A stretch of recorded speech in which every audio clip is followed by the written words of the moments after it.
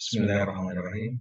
Assalamualaikum warahmatullahi wabarakatuh. Apa Waalaikumsalam kabar warahmatullahi wabarakatuh. Bapak dan Ibu, teman-teman semua? Alhamdulillah ya bisa Alhamdulillah. bertemu. Alhamdulillahirabbil alamin. Assalatu wassalamu ala asyrofil anbiya'i wal mursalin wa ala alihi washabihi rasulillah ajmain. Bersyukur pada Allah pada malam hari ini kita bisa berkumpul di Zoom meeting ini untuk melakukan pembelajaran ya seminar online. Masya Allah kita hadir dari berbagai kota ya berjauhan tapi kita bisa sama-sama untuk belajar di sini. Ya kita insya Allah akan belajar tentang penuntasan kredit macet sesuai Islam. Nah bagaimana hidup tenang tanpa dikejar-kejar hutang ya. Nah dikejar-kejar kolektor dan lainnya. Tak lupa salam dan salam kita sampaikan juga kepada baginda Nabi kita Muhammad Sallallahu Alaihi Wasallam. Kita berbanyak selawat. Allahumma sholli ala Muhammad wa ala ali Muhammad. Semoga kita mendapatkan syafaatnya di yaumil akhir. Amin ya rabbal alamin. Baik, teman-teman Bapak Ibu yang dimuliakan Allah, dan pada malam hari ini alhamdulillah kita sudah berkumpul. Ya, kita langsung mulai. Dan bagi yang terlambat mungkin nanti bisa menyusul dan kita sudah siapkan rekaman. Dan kita ada 3 materi, di mana untuk penuntasan kredit macet atau mengenai hutang ini, kita harus sadari betul, jangan sampai kita ingin cepat lunas hutang ribanya, kita ingin urusan ke banknya lancar, tetapi tidak paham bagaimana konsekuensi ketika kita punya utang riba, itu akan berdampak kepada diri kita di dunia dan akhirat. Nah, untuk itu kami ya kami membentuk sebuah lembaga ya tunaskan kredit riba. Kami bersedekah dan membentuk usaha lembaga edukasi seperti ini.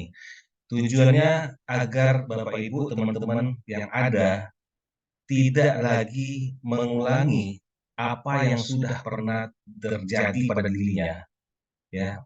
Tapi mungkin tidak menyadari betul karena tadi ada kurang paham atau belum sampai maksimal informasinya, maklumatnya belum dapat, maka kami akan bagikan pada malam hari ini 3 materi, artinya dari 3 pemateri juga, ya, termasuk saya salah satunya, kemudian ada nanti Ustadz Rahmat Taher dan Bang Darmi Samsul Rizal. Nah, nanti kita akan belajar tentang bagaimana konsekuensi utang di dunia. Nah, karena ada yang kami jumpai, ketika kami bantu nih ya, minta tolong bagaimana nih kami untuk menyelesaikan utang ke bank. Nah, dikejar-kejar sama bank, debt collector dan lainnya. Nah, kita bantu nih, tapi begitu selesai, begitu dia sudah tenang, apa yang terjadi? Dia kembali meminjam yang ada utang ribanya. Nah, ini tentulah bukanlah solusi yang tepat ketika diberikan, kenapa masih mengulangi? Sudah tahu caranya, kok malah mengulangi? Ya, jangan sampai karena sudah tahu caranya, jadi mengambil enteng ketika berutang riba kembali. Nah, untuk itulah makanya pada malam hari ini kami akan bagi ada nanti konsekuensi utang di dunia, di mana di dunia saja sebenarnya ketika kita menjalankan ya adanya riba, maka ada saja masalah yang akan kita hadapi. Nah, begitu juga nanti di akhirat, wah itu lebih ngeri lagi. Nah, baru nanti di akhir bagaimana penuntasan, nah bagaimana secara sesuai Islam. Nah, untuk itu langsung saja kita mulai untuk materi pertama. Sebelum kita mulai, mari kita sama-sama membaca basmalah, Bismillahirrahmanirrahim, dan untuk mendapatkan keberkahan, mari kita baca bersama Al-Quran Al-Fatihah. A'udzubillahi minasyaitonir rajim.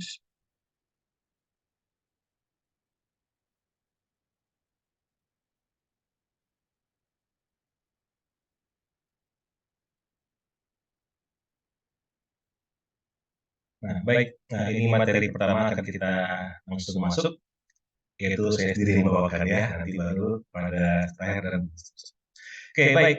Bapak Ibu di sini mungkin ada yang saya kenal, mungkin Bapak Ibu juga kenal saya, tapi ada juga yang belum nih sepertinya. Kalau saya lihat ada yang belum. Nah, maka tak kenal maka ta'aruf. Perkenalkan, ini profil diri saya, Rahmat Junaidi. Saya asal dari Pekanbaru Riau, saat ini domisili di Jalan Flora 2, Medan Tunjungan.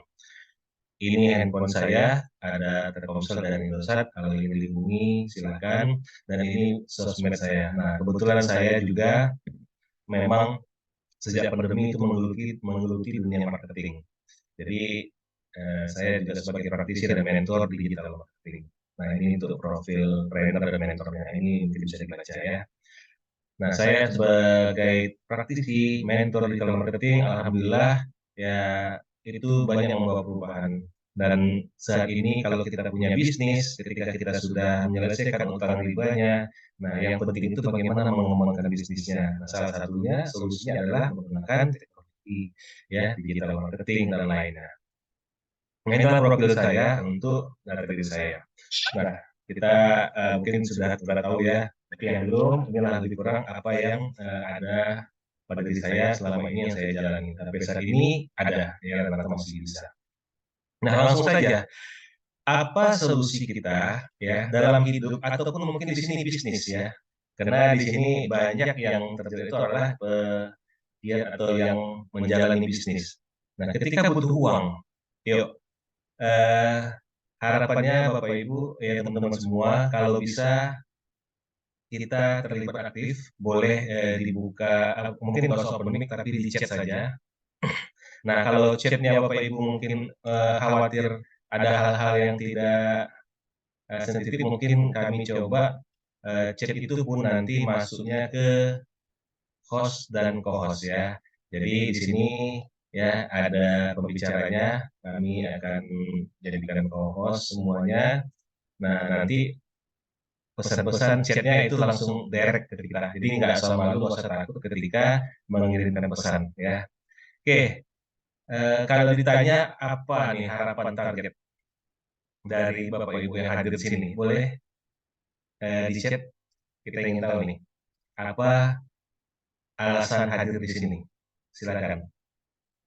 Boleh ada yang biar kita tahu nih apa alasan hadir di sini. Nah, bagaimana? Silakan di chat. Ya, sambil kita tunggu ya, biar tahu nih. Nah, nanti itu bagian dari doa kita. Ayo, silakan kita tunggu. Oke, oke, mantap membebaskan diri dari hutang riba ya. Oke, ya Allah, ini ada saudara kami ingin membebaskan hutang diri dari riba, mudahkan ya Allah. Siapa lagi? Apa lagi nih? Ayo, ingin bebas hutang riba ya, itu sesuai dengan berarti dengan apa yang kita buat ya. Suara saya nggak dengar atau gimana, Bapak Ibu? Bisa di-chat? Ya, nggak dengar ini mungkin. Mau belajar nambah ilmu dulu, Masya Allah. Oke, sip, mantap. Nah, kita belajar nambah ilmu. Ya, oke, ada lagi. Saya coba cek di sini suara. Suara saya jelas ya, Bapak Ibu ya? Oke, baik. Nah, apapun itu, semoga yang menjadi impian, oke, jelas ya, berarti di tempat salah satu peserta yang tidak jelas. Karena ada yang melapor seperti itu. Berarti bisa dicek di sana. Oke, baik, teman-teman.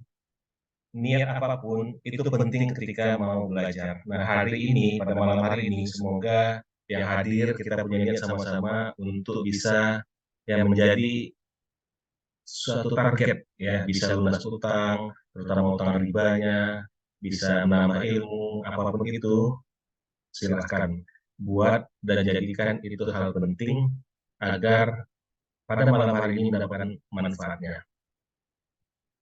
Oke, langsung berikutnya tadi apa sih yang kita butuh kalau butuh uang apa sih yang kita lakukan? Nah, yuk kira-kira saya langsung saja ya, saya kasih jawabannya. Yang dibutuhkan itu banyak ketika butuh uang melakukan apa? Yang pertama ini, ya harusnya ya kalau dulu diajarkan orang tua kita dulu harusnya ketika butuh uang untuk masa depan kita mau beli rumah, mau kendaraan dan lainnya itu harusnya ini. Nah, yang kedua apa yang kebanyakan orang lakukan? Nah, yang jadi masalah terakhir orang banyak lakukan ini. Nah, ada nggak yang berikutnya yang ketiga? Ada yang bagus dan juga berikan dalam Islam, tapi sayangnya tidak banyak yang melakukannya. Apa itu ini? Nah, nah, ini ada juga saya berikan dalam beberapa sharing saya. Ya, kalau Bapak Ibu nanti mau hadir di beberapa sharing, saya juga ada. Ini pengalaman banyak semalam itu tentang pengalaman saya merdeka dari utang riba. Nah, masalahnya tiga ini, yang ini udah nggak apa ya, nggak banyak yang melakukannya. Ada tapi tidak. Nah, malah yang ini malah hilang. Tapi kalau yang kedua ini malah senyum kalau bicara utang. Nah, ini kenapa? Ya, karena kalau butuh uang taunya utang. Butuh uang untuk butuhnya utang. Nah, akhirnya utang itu menjadi solusi. Jalan sana, sini, ke depan, belakang. Ya, kalau butuh utang. Nah, padahal utang itu ada hal-hal yang perlu kita cari tahu nih. Nah, sebenarnya kalau secara Islam, dalam Islam bolehkah berutang? Nah, jawabannya kalau berutang, ya kita bicara berutang ya dalam Islam itu boleh. Kenapa? Karena kita lihat di hadis riwayat Al-Bukhari nomor 2200 dari Aisyah radhiyallahu anha, Nabi Shallallahu alaihi wasallam membeli makanan dari seorang Yahudi dengan tidak tunai.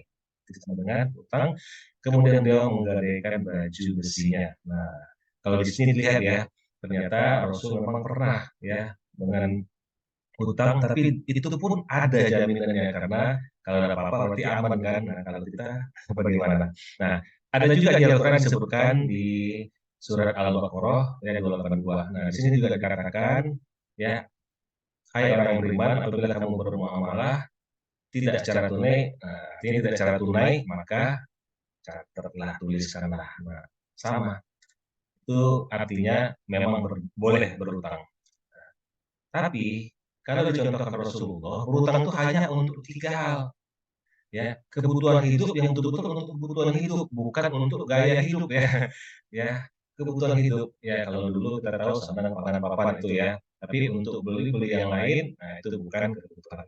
Nah kemudian perlengkapan perang dan jihad fisabilillah ini yang dulu. Jadi boleh. Nah kemudian juga kami coba sampaikan karena banyak orang yang menjadi masalah ketika berutang, ya karena adanya hal-hal yang tidak dilakukan. Ini salah satunya ya pencatatan. Ini yang sangat-sangat jarang di antara kita yang melakukan pencatatan kecuali kalau urusannya ke lembaga keuangan. Itu jelas tercatat dan ada penambahan. Astagfirullah ya. Nah, tapi kalau mau berutang ya sebenarnya itu ada nilai baiknya, bahkan menambah pahala kebaikan untuk orang lain. Makanya kalau sekarang ini utang itu kalau mau carilah posisinya kalau mau ya kalau bisa kita mengutang kan. Benar. Tapi kalau kita masih mau berutang tapi gunanya untuk apa? Produktif, maka berniat kuat untuk mengembalikannya dan digunakan untuk yang baik dan benar, insya Allah akan memberikan hasil yang baik dan benar. Nah, itu yang penting. Nah, tapi sekarang kan tidak. Nah, masalahnya yang sering kita dengar akhirnya apa? Utang itu banyak membuat hal-hal yang buruk. Padahal utang itu tadi apa? Baik atau buruk? Apa jawabannya Bapak Ibu? Teman-teman. Utang itu baik atau buruk? Ayo, saya mau tahu jawabannya nih. Karena banyak yang terakhir ini taunya utang itu wah menyengsarakan. Ada yang tahu utang itu baik atau buruk? Apa jawabannya? Silakan diketikkan. Ingin tahu nih. Di chat aja ya, di chat. Kira-kira utang itu baik atau buruk ya? Wah, mana nih nggak ada jawabannya. Oke. Selama ini mungkin banyak kita menganggap utang itu buruk. Masya Allah, mantap. Nah, jadi kan kita coba luruskan. Nah, betul Pak, ada baik bila untuk kebaikan. Jadi kita coba lihat, ternyata ketika zaman Rasulullah dulu sudah diingatkan, ya Abu Umamah radhiyallahu anhu mengatakan bahwa Rasulullah SAW bersabda, ada orang yang masuk surga melihat tulisan pada pintunya, pahala bersedekah adalah 10 kali lipat. Sedangkan pahala memberikan pinjaman adalah 18 kali lipat. Pinjaman, uang berarti utang, itu jauh lebih banyak. Nah, bukan hanya satu, ya. Nih, yang kedua, dikatakan kita setiap hari dinilai sama dengan bersedekah 2 kali lipat nilai piutangnya. Insya Allah ya, ini mungkin langsung yang pentingnya jelas. Jadi utang itu jangan berpikiran kebanyakan orang ya utang itu buruk akhirnya jadi salah kaprah dianggap malah berdosa atau malah nggak jelek atau gimana utang itu sehingga harus dijauhi. Padahal ketika kita gunakan untuk kebaikan yang tadi dibilangin saudara kita itu betul. Nah, banyak sekali. Bahkan di sini juga ada berikutnya dalam hadis riwayat Muslim, barang siapa memberi tenggang waktu bagi orang yang berada dalam kesulitan untuk melunasi utang atau bahkan membebaskan utangnya, maka dia akan mendapatkan naungan. Nah, jadi utang itu tergantung dari sisi mana ya. Nah, jadi bukan utang itu yang buruk, tapi pelakunya ya. Oke, oke, baik. Berikutnya, kesimpulan utang itu bisa baik untuk kebaikan tadi ya. Asalkan bukan untuk gaya hidup. Nah, utang jangan untuk memenuhi gaya hidup, apalagi memuaskan keinginan atau hawa nafsu. Ini yang harus kita jauhi ya. Nah, hanya kami ingin ingatkan, ketika kita berutang, pastikan utang itu di jalan yang benar. Karena utang itu biasanya ada ribanya. Dan rata-rata kalau sudah ada ribanya, itulah yang harus kita hindari. Kenapa? Karena ngeri sekali, ya, ngeri dampaknya. Konsekuensinya itu ngeri, bukan hanya di akhir, tapi di dunia pun sudah merasakannya. Ya, mari kita lihat seberapa ngeri sih utang riba tersebut, ya. Ya, kita lihat saat ini apakah banyak yang terjadi seperti ini? Ada ya, terlilit hutang, terjerat hutang, sehingga hidupnya susah. Nah, kalau sudah seperti ini, maka kita harus sadari, ini dampak konsekuensi di dunia. Hidup kita sudah jadi susah, ya. Nah, ada hal penting dalam mengembangkan bisnis ataupun berhutang yang perlu kita pahami, kita itu ketika memulai, maka kita akan terkena dengan ini nomor satu, membayar kepastian dengan ketidakpastian. Artinya apa? Kita sadari bahwa ketika kita berhutang, sudah pasti jatuh temponya tidak berubah. Sudah pasti kalau tanggal 10, maka 10 bulan depan kita harus membayar hutang. Nah, yang jadi masalah ketika kita membayar, uangnya belum tentu ada. Ketidakpastian. Jadi membayar kepastian yang harus kita bayar pasti, tapi dengan yang tidak pasti. Nah, ini terjadi dengan pengusaha ataupun karyawan, itu saya pernah mengalaminya. Karena saya pikir saya bekerja. Maka ketika saya bekerja, saya pasti bisa bayar karena saya sisihkan dari gaji saya. Tapi apa yang terjadi? Kalau sudah ada riba dalam kehidupan kita, ada saja diuji oleh Allah, maka habis tanpa kita tahu, akhirnya ketika jatuh tempo bingung membayarnya. Makanya pahamkan ini, kalau kita berutang, ya kita harus pahamkan ini betul-betul. Nah, kemudian yang kedua, perilaku atau gaya hidup kalau sudah berutang itu akan berubah. Nah, ini harus kita pahami juga, jangan sampai terjadi. Ya, kalau sudah kita pahami betul-betul, insya Allah kita bisa menjaganya, Bapak Ibu teman-teman. Karena kalau gaya hidup sudah seperti ini, mau beli itu, beli sana, apalagi dengan kecanggihan atau kemudahan saat ini, apa itu namanya, pakai gesek, gesek sana, gesek sini, kartu kredit ya. Nah ini banyak sekali. Dulu saya juga termasuk yang pernah terjerat. Saya punya kartu kredit, memang nggak banyak, goldnya hanya 3, tapi 12 lagi platinum. Wah, astagfirullah. Itu kalau mau 500 juta gampang. Nah ini harus kita pahami, jangan sampai gaya hidup kita berubah karena adanya kartu ini. Nah, kalau kita masih pegang kartu ini, berarti kita masih pelakunya. Yang ketiga, yang bahayanya kalau kita tanpa disadari, itu utang itu akan membuat ketagihan. Kita lihat, ada nggak orang ketika sudah berutang, lunas, ya, berhenti, ada nggak? Yang ada dia cenderung akan bertambah, akan terus menagih ngutang lagi. Berhasil ngutang panci, ngutang yang lain yang lebih besar, ngutang sepeda motor, ngutang mobil, ngutang untuk rumah dan lain-lainnya. Itu nilainya akan terus bertambah, bertambah, bertambah, dan akhirnya baru bingung ketika sudah semakin besar. Ya, ya kita contohkan banyak lah ya, kalau seperti itu masuk ke tempat kita tinggal. Oke, yang berikutnya yang kelima, orang yang berutang, apalagi kalau udah kena riba, wah itu di malam hari nggak pernah tenang. Gelisah aja, tidur nggak nyenyak. Ya seperti ini ya, mikirin bagaimana besok jatuh tempo, bagaimana menghadapi debt kolektor kalau jumpa lah di sana. Aduh, dikejar-kejar, rasanya itu malu. Dan kalau dari ini artinya terhina di siang hari. Sampai-sampai kita mau ke rumah teman aja, ke pesta teman, ada yang lihat, mobil yang kita paham itu adalah mobilnya Desi, akhirnya kita mundur. Ya, jangan sampai ini terjadi tentunya, teman-teman. Nah, berikutnya ini yang kita juga nggak mau terjadi, hilangnya keharmonisan dalam rumah tangga. Dan ini buktinya banyak. Kita fakta ambil di sini ada gugat cerai itu terjadi, apalagi zaman sekarang pinjaman online ini sangat banyak, itu sangat meresahkan. Hati-hati hanya dengan handphone gadget sekali, oke kan transfer masuk ke rekening kita. Nah, ini harus hati-hati, teman-teman. Ya, ini terbukti banyak ya, kena teror itu kalau sudah pinjol itu bukan hanya kita, tapi orang-orang yang ada di keluarga kita, bahkan di handphone kita itu bisa kena. Maka ingatkan saudara-saudara kita, bagi yang memang mereka belum paham. Nah, pinjol ini meresahkan lah, hati-hati ya, karena ya jangan sampai seperti ini terjadi, ingin cerai dan lainnya. Oke, ini fakta-fakta yang ada di lapangan, banyak sekali ternyata dampaknya itu, konsekuensi yang harus diterima, ya di dunia sudah nyata. Nah, belum lagi yang, aduh ya Allah, ini tentu kita nggak ingin terjadi. Apa itu? Sering emosional. Siapa di antara kita yang pernah berhutang riba? Yang tidak emosional. Bahkan mungkin nggak berhutang riba. Memang emosional, Pak. Tapi ketika ada riba di dalamnya, kita itu emosional juga menentu. Anak yang tidak salah pun akhirnya jadi salah.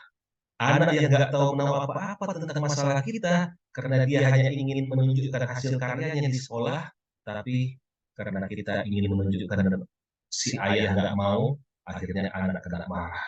Bahkan ada yang sampai kena teor dan lainnya karena dia semangat menunjukkan, tapi ayahnya tetap nggak mau memberikan waktunya. Akhirnya dijeor dan lainnya. Ada sedih menangis. Nah kalau seperti ini terjadi juga sama istri. Bayangkan teman-teman. Kalau anak yang nggak tahu apa-apa, nggak tahu salah apa, nggak tahu bagaimana, akhirnya harus jadi korban. Begitu juga istri, harus meratapi, harus sedih, ya Allah. Ini terjadi dalam kehidupan kita. Untuk itu kita stop. Kalau kita betul-betul ingin lepas nih dari kredit macet, jerat utang riba dan lainnya di bank apapun itu, pastikan poin 7 ini saja. Masih banyak sebenarnya, cuma 7 ini ingat betul dalam pikiran kita agar jangan terulang kembali. Kenapa ingin kami tekankan? Karena ada yang sudah dibantu, selesai, tahu ilmunya, terus dia ngulangin. Jadi untuk apa jadinya diajarkan ilmunya, tapi kok ngulang riba? Astagfirullah.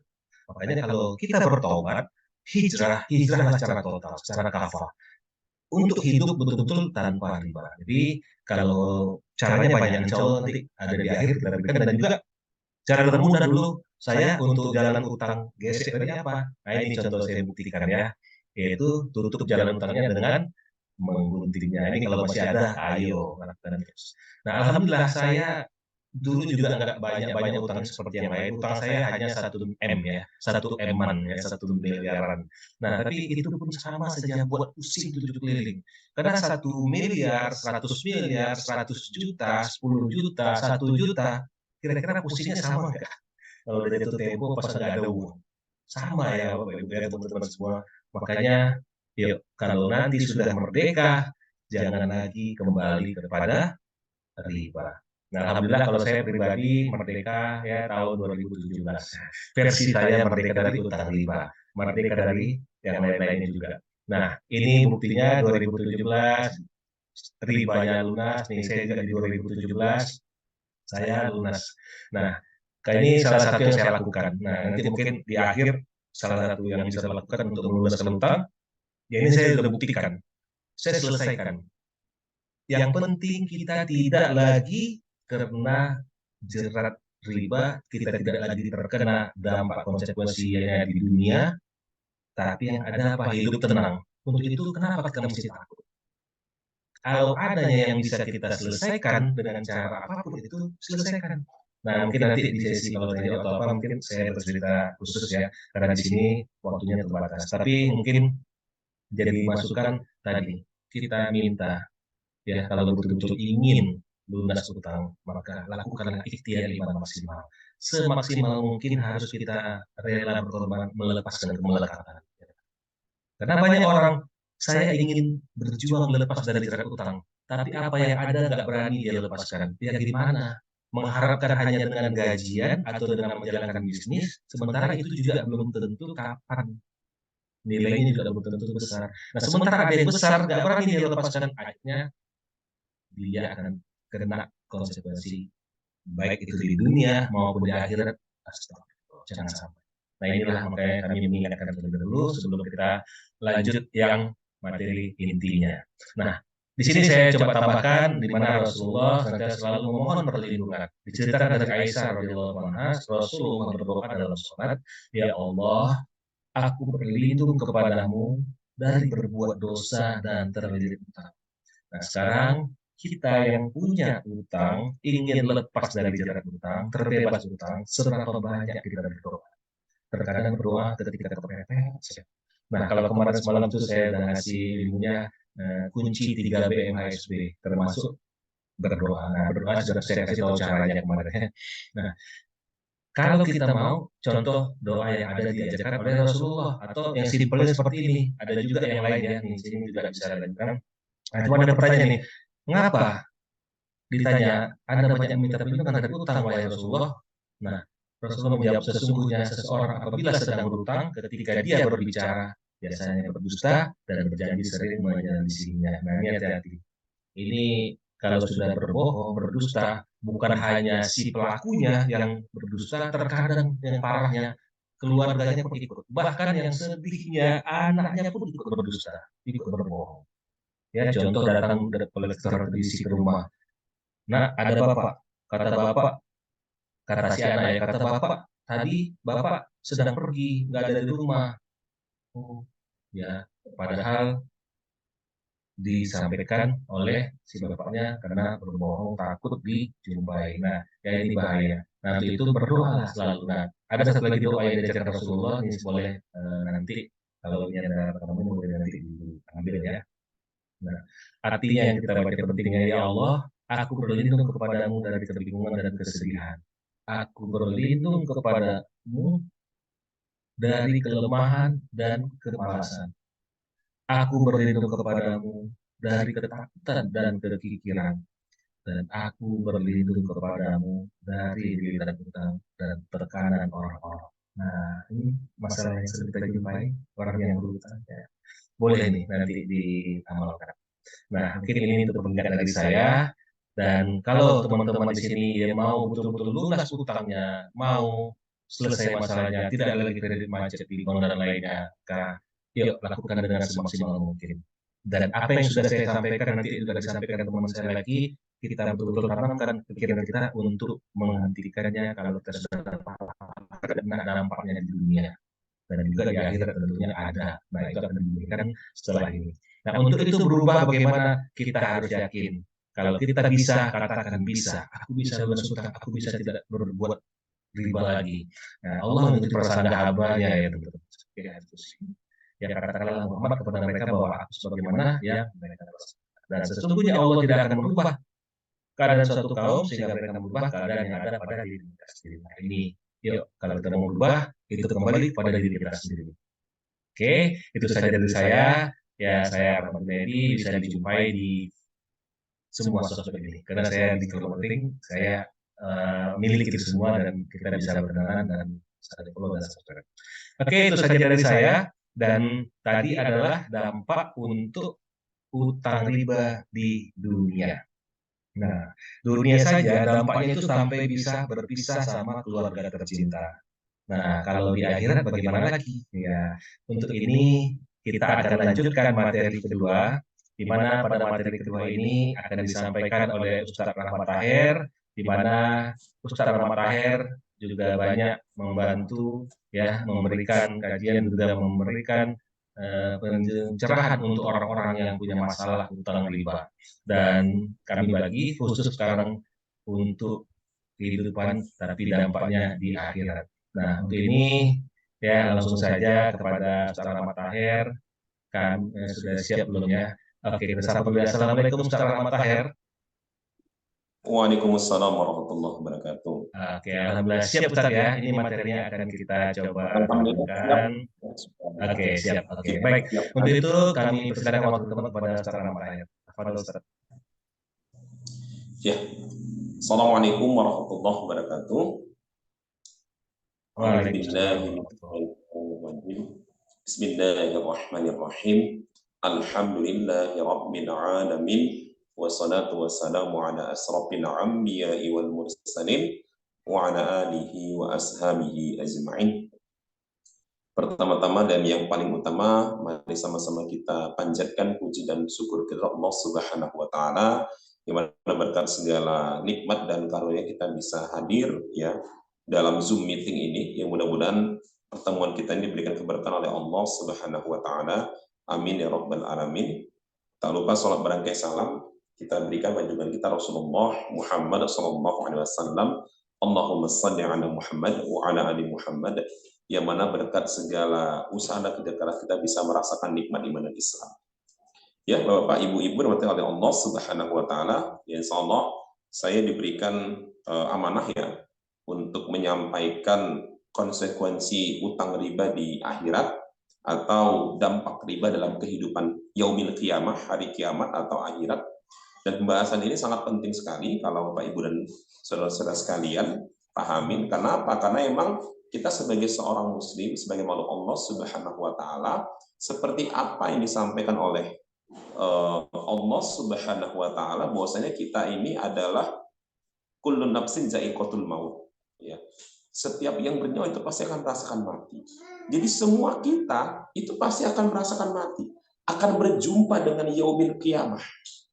Karena kita berjumpa dengan yaumil qiyamah, maka tentu saja kita itu akan mendapatkan konsekuensi apa yang kita perbuat sekarang ini, hari ini, itu akan kita dapatkan di yaumil qiyamah balasnya, termasuk utang riba. Ya, jadi luar biasa kalau kita paham bersama konsekuensi utang riba ini di yaumil qiyamah. Ya. Maka dalam kesempatan yang penuh dengan keberkahan ini, perkenankan saya untuk menyampaikan hal tersebut dengan maksud ya agar apa? Agar Bapak, Ibu, saudara-saudara sekalian itu terdorong ya semangat untuk meninggalkan ribanya. Kenapa? Karena dorongan itu berasal dari akidah kita, berasal dari tuntutan yang disampaikan oleh Allah dan Rasul ya dalam Al-Quran dan hadis, sehingga dengan itu semua kita itu semangat ya, untuk segera menuntaskan riba ini. Ya, jadi itu. Ya kemudian ya yang pertama perlu kita pahamin ya terkait dengan pembahasan dampak riba ini dalam kehidupan akhirat adalah terkait dengan apa yang dikatakan sebagai riba. Jadi riba ini adalah suatu hal yang kita harus pahami bersama. Ya, agar apa? Agar kita tidak salah dalam memahami. Kalau kita salah dalam memahami, maka kita bisa terjerumus dan terjerumus lagi di dalam kubangan riba. Dan riba secara bahasa itu dikatakan tambahan atau ziyadah. Dan riba menurut istilah syariah itu adalah setiap tambahan bagi salah satu pihak yang berakad dalam akad pertukaran tanpa ada pengganti. Atau riba adalah tambahan sebagai pengganti. Ini seperti apa yang disampaikan oleh Syekh Abdul Aziz Al-Khayyat dalam kitab Asy-Syarikat. Jadi inilah dikatakan sebagai riba. Jadi dia itu bertambah, ya bertambah. Ada yang memberikan pinjaman, kemudian pinjaman itu bertambah atau menghasilkan manfaat. Seperti itulah sederhana yang dimaksud dengan riba.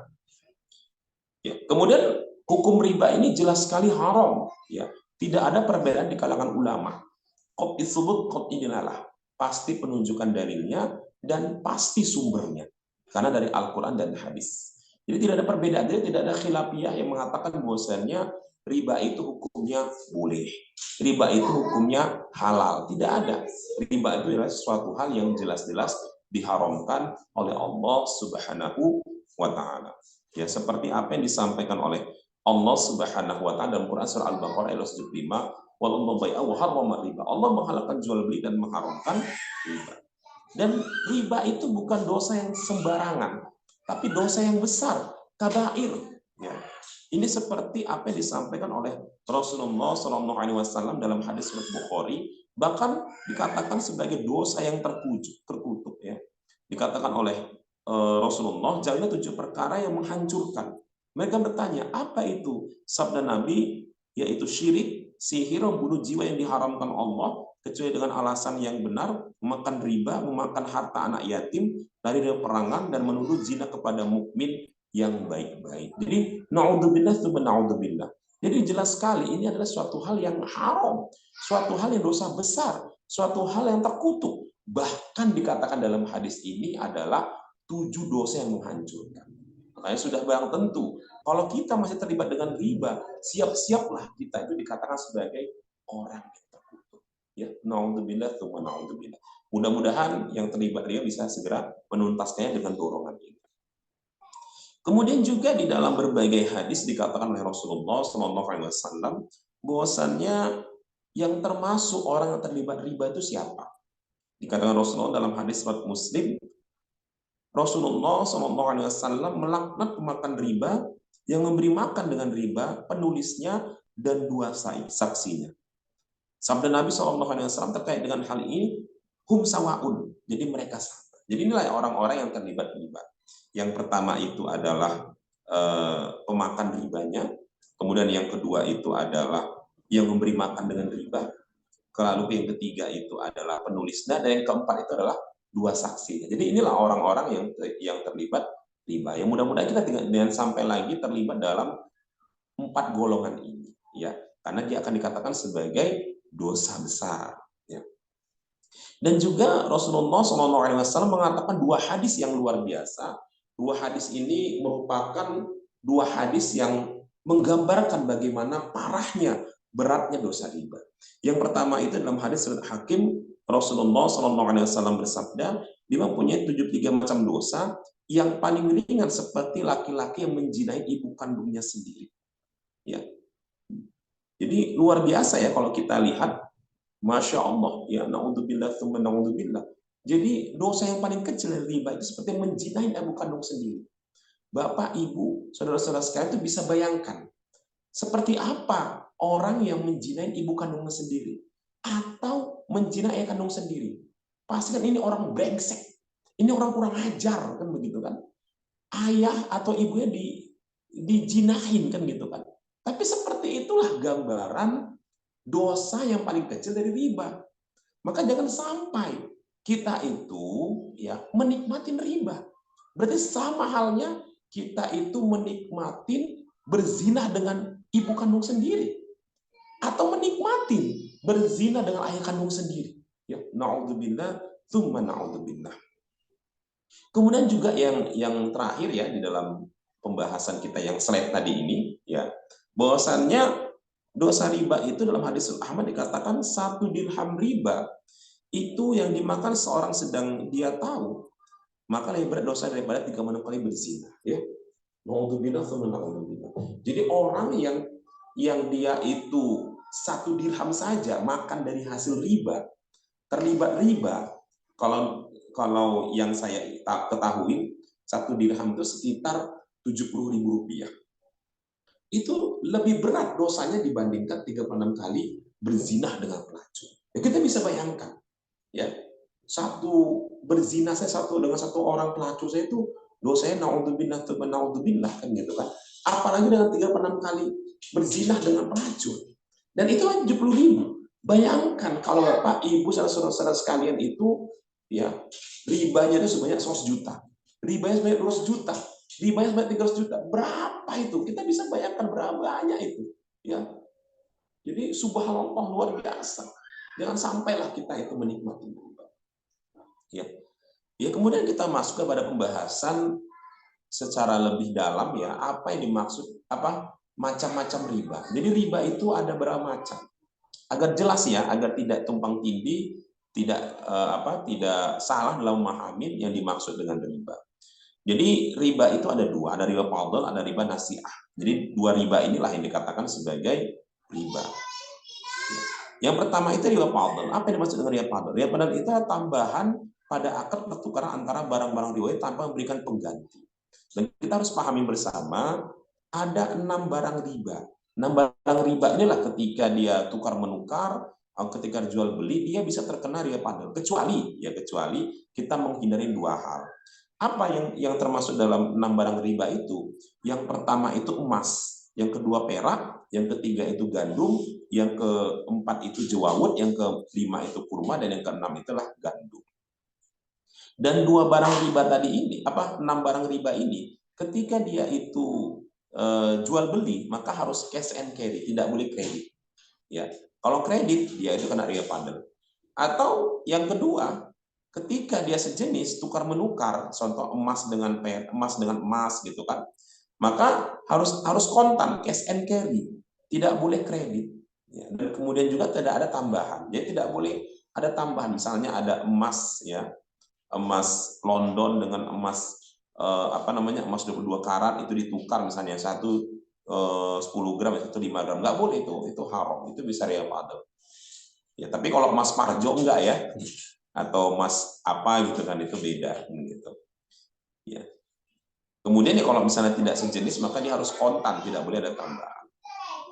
Dan ini berdasarkan apa yang disampaikan oleh Rasulullah SAW dalam hadis riwayat Muslim nomor 1587, dikatakan Rasulullah, emas ditukarkan dengan emas, perak dengan perak, gandum dengan gandum, al-burru bil burri, jawawut dengan jawawut, asyair bil asyair, kurma dengan kurma, garam dengan garam, harus sama takarannya, mislam bi mislin, sawan bi sawain, ya, dan harus dilakukan dengan kontan, ya, atau yadan biyadi.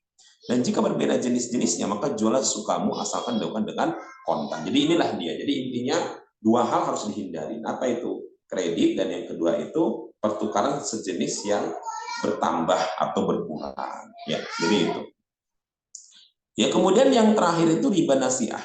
Ya, riba nasiah itu adalah riba, ya, yang merupakan tambahan yang diberikan sebagai pengganti diberi waktu tempo. Jadi pinjam-minjam yang disertai manfaat. Ini seperti apa yang digambarkan oleh Rasulullah SAW dalam hadis Al-Baihaqi, ya, kullu qardin jarra fahuwa riba.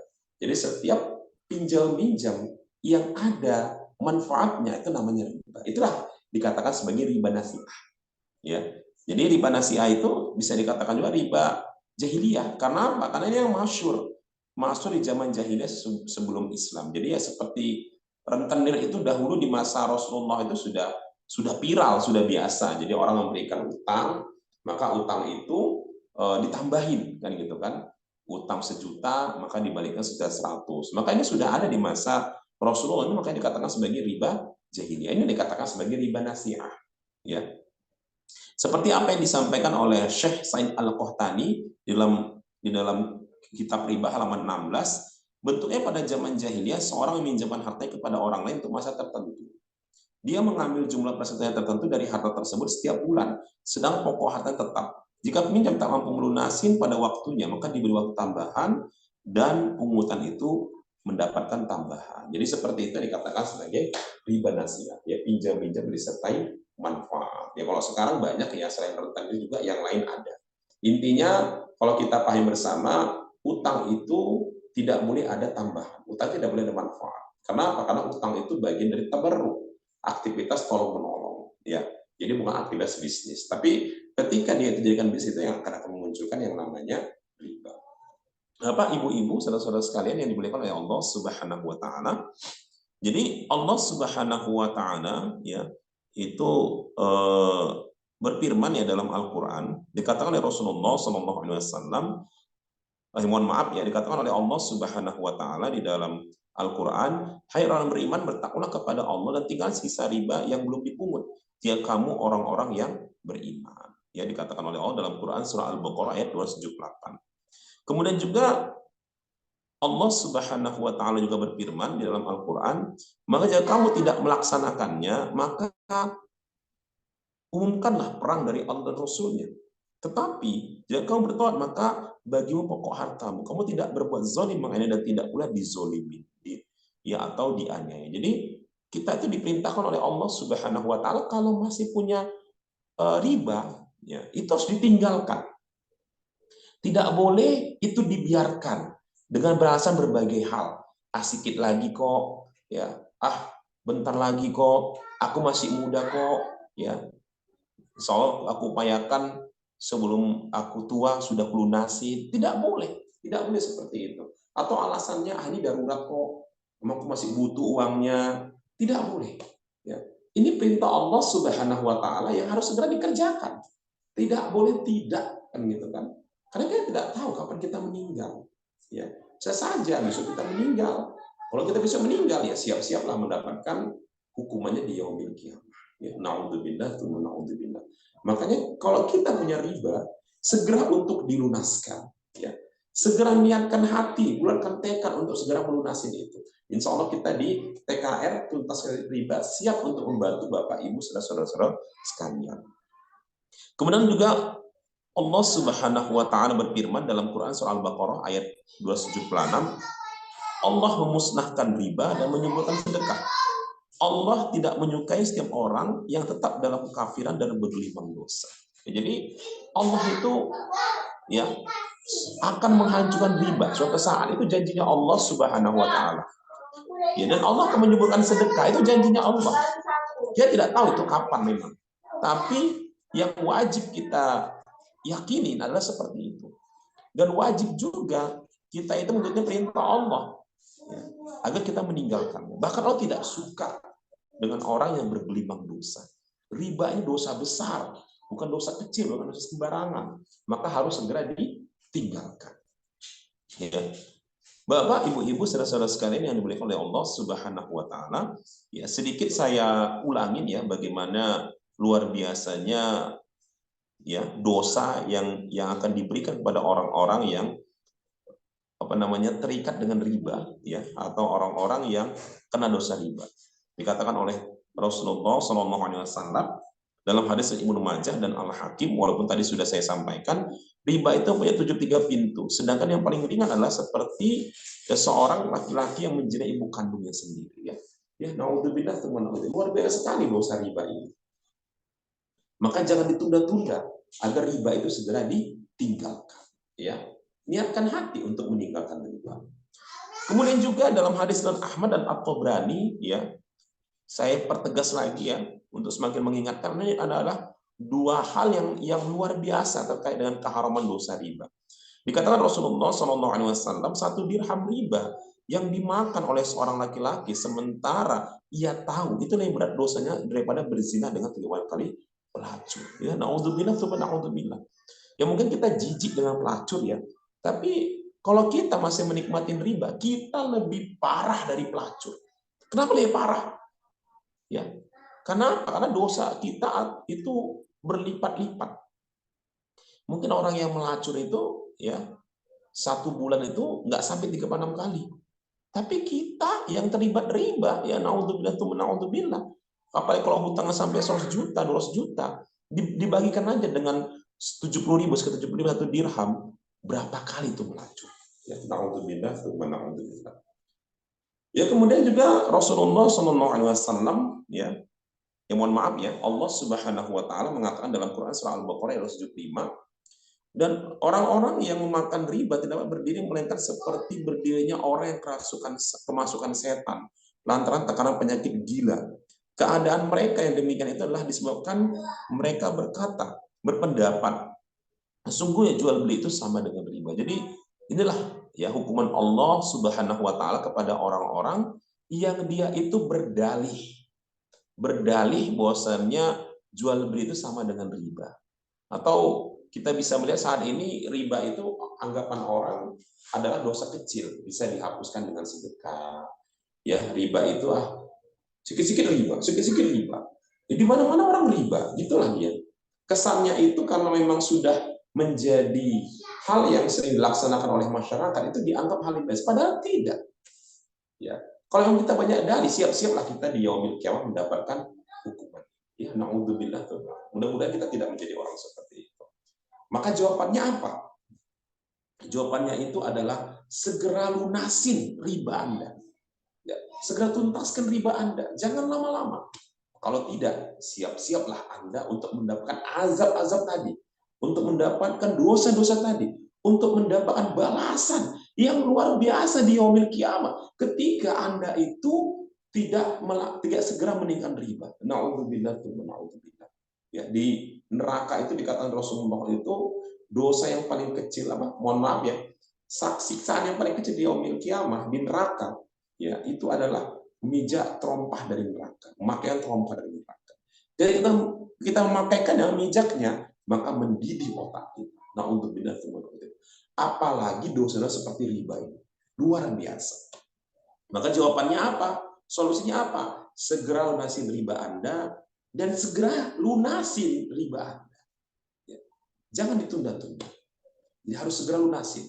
Ya, insya Allah kita di TKR ya, tuntas nilai riba itu siap membantu Anda, ya, kuatkan tekad Anda, ya, semangat untuk terus mengikuti agenda kami, insya Allah, ya, yakinlah berdoa pada Allah dan ikutin arahan-arahan kami, yakinlah insya Allah Allah memberikan pertolongannya dan kita itu bisa lunas dari riba. Ya, amin ya rabbal alamin. Kemudian juga dikatakan oleh Rasulullah SAW dalam hadis Al-Baihaqi, tidaklah orang yang berhutang menunda-nunda pembayaran hutangnya, padahal ia mampu, kecuali Allah tuliskan padanya pada setiap harinya, setiap sehari semalam satu dosa. Jadi kalau kita itu punya hutang riba, ya, dan kita itu tidak punya niat kuat untuk segera melunasinya, kita menunda-nunda, padahal uang kita ada, uang kita banyak, kan begitu kan? Atau aset kita banyak di mana-mana, kan gitu kan? Tapi kita sayang-sayangin aset itu, ya tunda-tunda pembayarannya, kan begitu kan? Ya, naudzubillah, siap-siaplah kita itu akan bergelimang dosa. Setiap hari, sehari semalam disuruh satu dosa. Akhirnya dosa kita itu menggunung. Itu akan membuat kita tenggelam dalam neraka. Ya, naudzubillah, jangan sampai kita menjadi orang seperti itu. Makanya jika Bapak, Ibu, saudara-saudara sekalian itu punya aset, ya, punya uang untuk bisa melunasi utang riba, segera lunasin. Apalagi tadi sudah disampaikan bagaimana bahayanya dosa riba di yaumil kiamah, itu harusnya menjadi pukulan bagi kita, dorongan bagi kita untuk segera melunasi utang riba. Jangan sampai ditunda-tunda. Ya, jangan sampai ditunda-tunda. Enggak, dosa itu akan terus muncul sehingga akhirnya menenggelamkan Bapak Ibu saudara-saudara sekalian dari, ya, dari dosa-dosa yang ada dan bisa tenggelam ke neraka. Yang mudah-mudahan kita menjadi orang-orang yang menjadi penghuni surganya Allah karena kita semangat untuk melunasi segala utang riba kita dan segera untuk melunaskan melunaskan hutang-hutang kita. Dan mudah-mudahan kita berdoa kepada Allah Subhanahu wa taala agar segera memudahkan kita. Ya, terakhir, wa akhirul da'wana alhamdulillah rabbil alamin, wassalamualaikum warahmatullahi wabarakatuh. Ya, demikian yang saya sampaikan, mudah-mudahan bermanfaat bagi Bapak, Ibu, saudara-saudara sekalian, terutama saya, ya. Dan ini juga bagian dari upaya kita agar bisa tuntas riba yang ada dan bisa menjadi solusi bagi kaum muslimin yang lain. Demikian yang saya sampaikan. Billahi taufiq wal hidayah. Assalamualaikum warahmatullahi wabarakatuh. Ya, saya kembalikan kepada Pak Rahmat. Waalaikumsalam warahmatullahi wabarakatuh. Baik, terima kasih Ustaz Ahmad Taher. Alhamdulillah kita telah mendapatkan, ya, gambaran semakin kuat ketika kita nanti mendapatkan ilmu bagaimana untuk menyelesaikan masalah, ya, urusan riba, ya, di bank maupun kredit macet dan lainnya. Kita jangan sampai mengulangi, ya, kesalahan yang sama. Dampaknya bukan hanya di akhirat, di dunia juga ada. Bukan hanya di dunia, di akhirat itu ternyata lebih dahsyat, ya. Nah, kalau kita sudah pahami, ya insya Allah kita akan stop dan kita akan hidup tenang dan betul-betul, ya, keberkahan itu akan kita dapatkan. Ya, kita nggak mau seperti yang sudah pernah ada, kita coba bantu, tapi karena tidak memahami fundamentalnya, kita bilang fundamentalnya dalam utang riba ini, akhirnya dia kembali, ya, terjerat atau mengulangi kesalahan yang sama. Nah, insya Allah Bapak Ibu kita akan lanjut belajar untuk bagaimana ketika kita mau melunasinya. Alhamdulillah banyak yang berkonsultasi kepada kami, khususnya kepada bangga kami ini, karena beliau adalah salah seorang yang pernah bekerja, ya, yang namanya di perusahaan perbankan.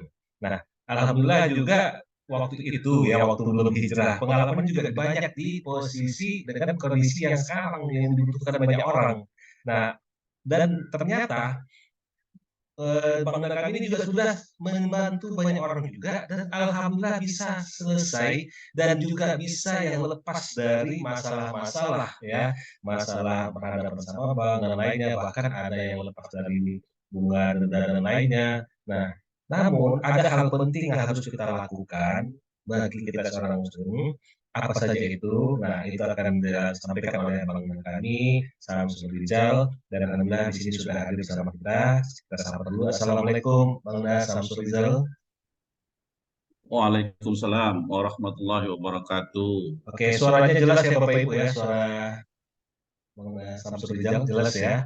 Oke, kalau jelas untuk itu dipersilakan kepada Bang Samsudin Rijal untuk melanjutkan materi yang ketiga. Tafadhol. Terima kasih Pak Rahmat Junaidi. Apa kabar Bapak-bapak, Ibu-ibu? Alhamdulillah. Alhamdulillah. Dari awal memang disampaikan oleh Pak Rahmat Junaidi, kita terlibat aktif sebenarnya ya kan. Tapi mungkin ketika ada sesuatu yang mau disampaikan, bisa melalui lewat chat ya. Nah ketika disapa mungkin bisa membuka mute-nya supaya terdengar suaranya. Ya. Assalamualaikum warahmatullahi wabarakatuh. Waalaikumsalam warahmatullahi wabarakatuh. Warahmatullahi wabarakatuh. Alhamdulillah. Alhamdulillahirabbil alamin wassalatu wassalamu ala asrofil anbiya'i wal mursalin wa ala alihi wa ashabihi ajmain. Bersyukur kepada Allah yang begitu besarnya nikmat dan nikmat yang telah memberikan kepada kita, nikmat iman, nikmat Islam, hingga kita bisa bersama hadir di media Zoom ini untuk berbagi, belajar, agar bisa kita melepaskan diri dari hal-hal yang telah kita lakukan bermaksiat terhadap Allah, karena kita telah terlanjur mungkin barangkali telah melaksanakan riba. Nah, jadi saya juga berharap dari apa-apa yang telah disampaikan sebelumnya oleh pemateri pertama dan pemateri kedua bisa membuka pikiran kita, mindset kita tentang bagaimana dampak riba di dunia maupun di akhirat. Jadi marilah kita menyimak barangkali apa-apa yang bisa mungkin saya sampaikan. Mudah-mudahan ini bisa menjadi pembuka jalan bagi kawan-kawan semua, teman-teman semua yang sudah terlanjur berhutang riba.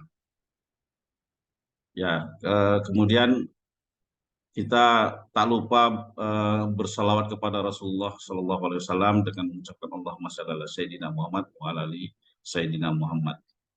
Nah, mungkin tidak berpanjang pembuka, saya barangkali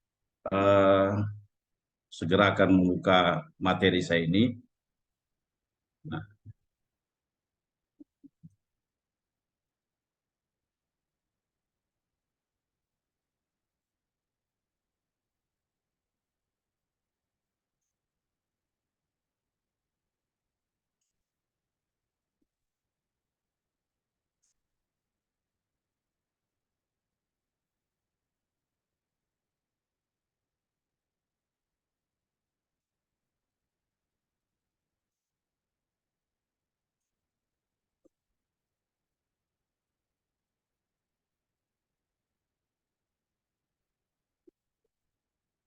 materi saya ini dalam kesempatan pada malam hari ini, bagaimana penuntasan kredit macet sesuai Islam.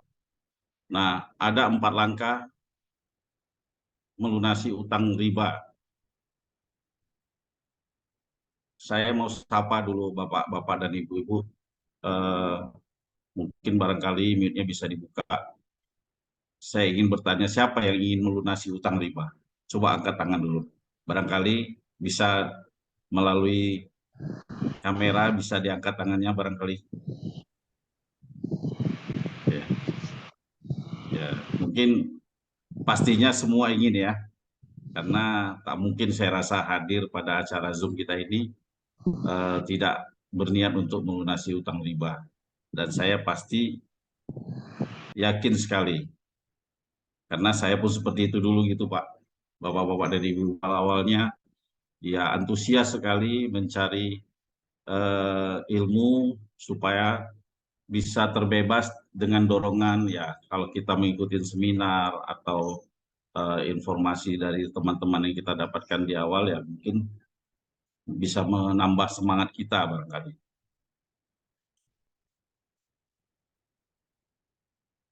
Nah, saya ingin menyampaikan fundamental di awal, apa yang menjadi dorongan kita untuk meninggalkan hutang riba tersebut. Nah, ketika nanti kita akan menyelesaikan, ini kaitannya tidak terlepas dari keseriusan kita untuk bagaimana bisa melepas kemelekatan. Jadi di sini Rasulullah SAW pernah bersabda dalam hadis sahih, ya, hadis Ahmad nomor 200739, yang mengatakan, sesungguhnya tidaklah engkau meninggalkan sesuatu karena ketakwaan kepada Allah Ta'ala, kecuali Allah pasti akan memberi sesuatu sebagai pengganti yang lebih baik darinya. Nah, dengan keyakinan apa-apa yang menjadi sesuatu yang telah kita dapatkan, tapi dengan cara riba, kita harus segera meninggalkannya. Yakin akan Allah akan menggantikannya kepada yang lebih baik lagi. Nah, karena itu sudah menjadi janji Allah, dan tidak akan pernah Allah itu berjanji tidak menepati apa yang telah Dia janjikan kepada kita sebagai umatnya. Nah, kemudian kita telah melaksanakan apa-apa dalam perilaku kehidupan kita, yang menjadi salah satunya mungkin dalam kita berusaha, tidak meyakini dengan sebuah apa yang ada dulu kita upayakan, tapi telah melaksanakan atau mencari pinjaman yang berbentuk utang riba. Nah, ini kan suatu yang dilarang. Nah, maka nanti di akhir kelak nanti pastilah kita akan dipertanyakan oleh Allah Subhanahu wa Ta'ala, dan kita harus mempertanggungjawabkan apa-apa yang telah kita perbuat di hadapannya. Nah, di sini sesuai dengan firman Allah Subhanahu wa Ta'ala, apakah manusia mengira bahwa ia akan dibiarkan begitu saja tanpa pertanggungjawaban? Nah, dari sini kita harusnya sudah bisa pahami, ini merupakan teguran buat kita semua. Kita harus sadari bahwasanya kita telah melakukan kemaksiatan, dan kita segeralah bertobat untuk meninggalkannya. Nah, jadi dalam kesempatan malam ini, apa yang menjadi materi saya yang mengatakan 4 langkah untuk menuntaskan utang riba tersebut, pertama adalah hijrah. Nah, ini saya mengatakan hijrah kita itu harus totalitas. Hijrahnya harus 100%. Karena kalau kita tidak sungguh-sungguh hijrahnya, mungkin akan sia-sia kita apa yang mau kita dapatkan nanti, yang seperti Pak Materi bilang tadi, akan kembali lagi ketika kita sudah tahu, nanti yakin melakukan lagi. Kenapa? Kita di sini butuh fundamental pemahaman tentang bahwasanya riba itu sangatlah dimurkai Allah, oleh Allah dan Rasul. Begitu besarnya ancaman ketika kita melakukan riba tersebut. Nah, di dalam hijrah ini, saya membagikan ada 5 komponen yang harus dilaksanakan dalam hijrah di sini. Ya, mungkin barangkali hijrah yang pertama di sini, hijrah kolbu. Jadi pembaginya bagi saya mengatakan dalam hijrah di sini, ini sangatlah besar potensi yang harus kita lakukan dibanding ketika kita nanti hijrah actionnya. Nah, yang kedua yaitu hijrah ibadah. Dan yang ketiga, hijrah akhlak. Dan yang keempat, hijrah fisik, kemudian hijrah muamalah. Di sini akan saya jelaskan satu persatu apa yang dimaksud dengan hijrah kolbu tersebut.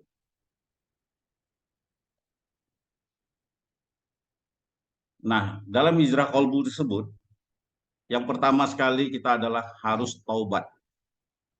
Taubatan nasuha. Tidak ada cara lain ketika kita memahami kemaksiatan yang telah kita lakukan. Kita harus kembali kepada jalan Allah, yaitu bertaubat. Nah, sebagai firman Allah di sini dalam surat Al-Tahrim ayat 8 yang mengatakan bahwa wahai orang-orang yang beriman, bertobatlah dengan tobat yang semurni-murninya. Nah, jadi tidak bisa tobat itu hanya sekedar bahasanya tobat ya. Kata istilahnya nanti besok-besok dibuat lagi kan gitu. Jadi harus betul-betul melaksanakannya karena Allah. Nah, kemudian kita harus berazam. Apa itu yang dimaksud dengan berazam? Berazam itu harus kita yakinkan, tekankan dalam hati dan dalam sanubari kita, bahwasanya kita itu benar-benar ingin melepaskan riba tersebut.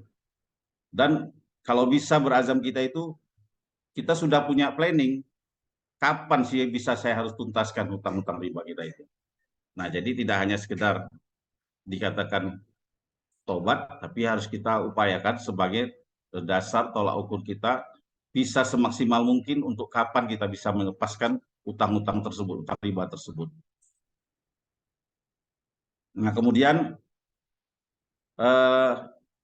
hijrah tersebut berikutnya adalah ikhlas.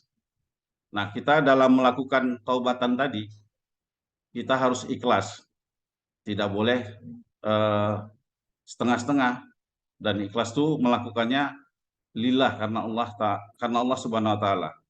Nah, di sini Ibnu Taimiyah rahimahumullah berkata, segala sesuatu yang tidak didasari ikhlas karena Allah pasti tidak bermanfaat dan tidak akan kekal. Nah, jadi kita akan merasakan capek, letih karena sesuatu yang kita upayakan itu tidak betul-betul dari hati kecil kita sendiri. Nah, kemudian kita harus bertawakal. Apa di sini yang dimaksud bertawakal? Ya mungkin bukan hanya berserah diri kepada Allah saja ya.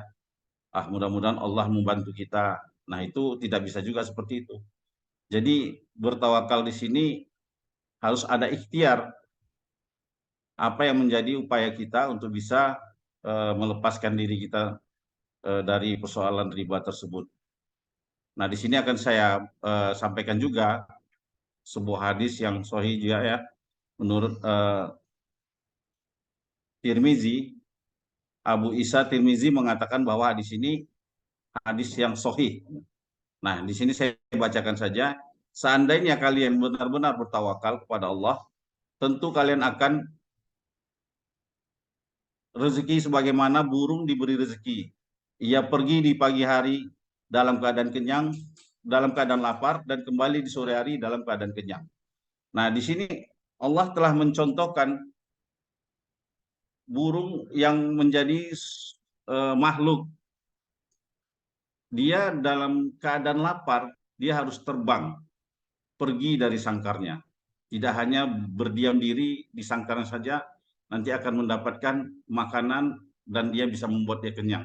Tapi dia akan berupaya dulu terbang ke suatu tempat, mencari makanan, kemudian dia makan, setelah kenyang mungkin sore harinya dia akan kembali pulang ke sangkarnya. Nah, di sini inilah yang menjadikan suatu peringatan buat kita bahwasanya kita juga harus berikhtiar, berupaya mencari sesuatu rezeki tersebut yang harus kita upayakan, yang nantinya insya Allah akan bisa membantu menutupin hutang riba kita. Jadi di sini tidak hanya sekedar diam saja, berserah diri kepada Allah, berpasrah diri, merenungi nasib kita, ya kan. Kemudian sudah menyerah, artinya tidak move on lah kalau orang bilang sekarang ini, ya kan. Nah, kemudian tak lupa kita berdoa. Doa ini adalah senjatanya kaum muslim ya. Dan doa di sini saya menyampaikan tuh harus tidak pernah lupa. berdoalah kita setiap kali ada kesempatan, ya mungkin pastinya selepas sholat fardu, setelah sholat-sholat sunat yang lainnya, terus berdoa kepada Allah. Karena Allah telah berfirman, berdoalah kepadaku, niscaya akan aku perkenankan bagimu. Sesungguhnya orang-orang yang sombong tidak mau menyembahku akan masuk neraka jahanam dalam keadaan hina dina. Nah, Allah sendiri sudah meminta kepada kita. Jadi dengan doa inilah yang bisa membantu kita, insya Allah, untuk bagaimana kita bisa terlepas dari jerat hutang riba tersebut. Nah, kemudian yang berikutnya, hijrah ibadah. Hijrah ibadah di sini perlu saya sampaikan juga, bahwasanya mungkin barangkali ibadah kita selama ini ya mungkin tidaklah sesuai berdasarkan tuntunan Al-Quran dan tuntunan Nabi Sallallahu Alaihi Wasallam. Nah, kemudian juga barangkali ibadah kita tuh tidaklah seperti Rasulullah beribadah, ya mungkin tidak juga seperti Rasulullah ya. Kita nggak sanggup juga kadang sholat sampai bengkak kakinya. Tapi setidaknya tidak pernah meninggalkan yang 5 waktu. Nah, di samping yang 5 waktu juga menjalankan sholat-sholat sunatnya, sholat sunat wajibnya. Kemudian ya barangkali berupaya sebisa mungkin melaksanakan sholat sunat yang lain seperti sholat sunat tahajud dan sholat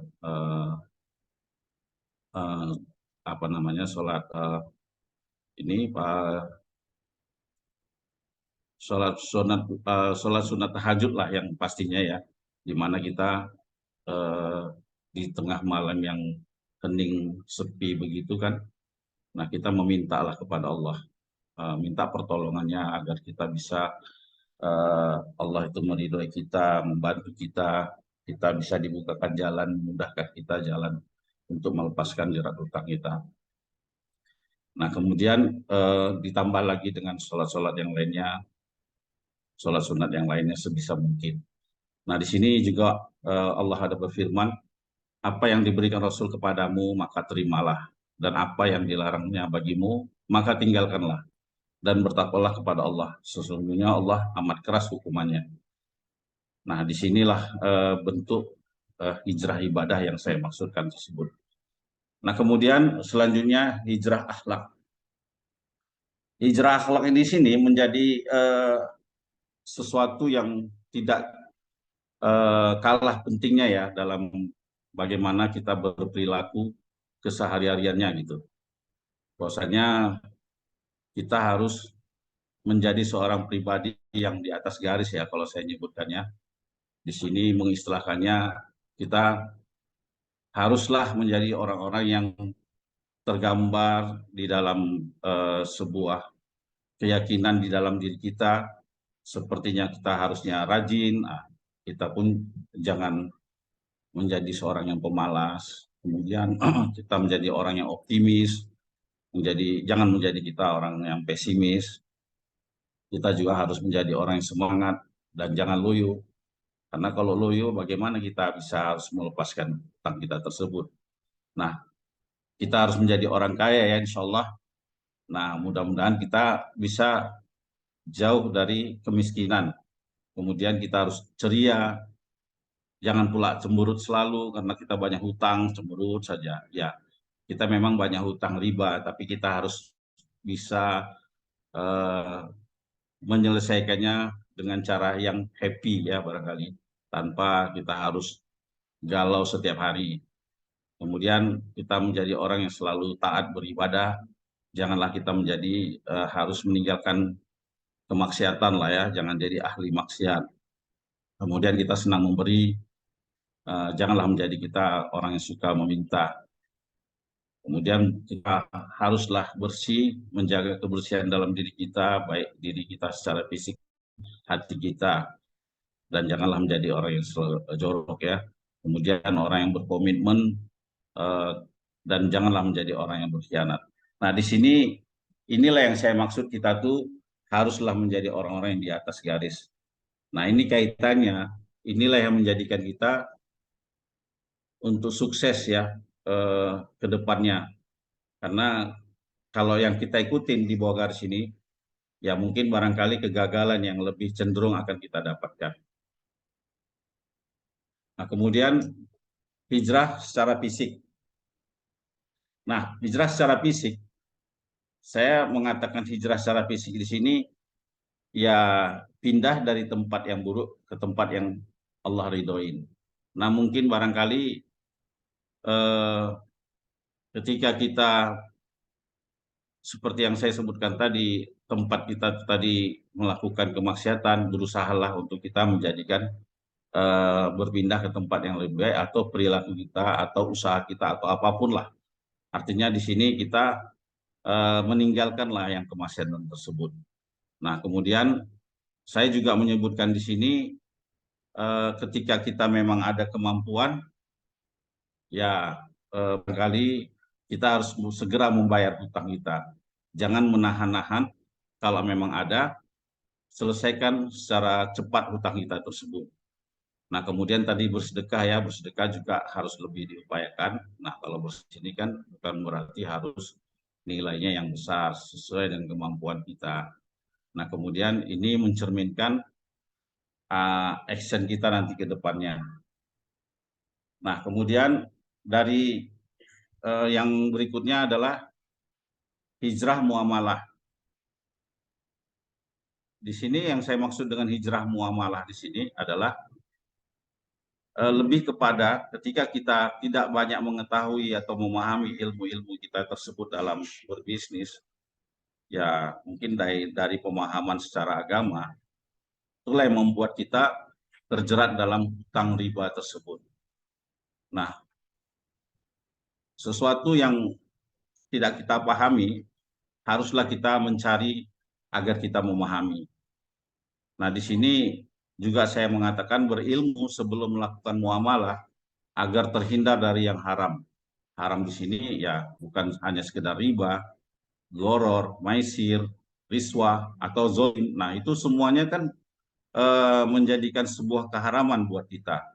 Nah, setelah kita berhijrah, berupayalah menambah ilmu pemahaman kita tentang muamalah, terkhusus kepada muamalah maliyah, tentang bagaimana berbisnis dengan cara pola Islam.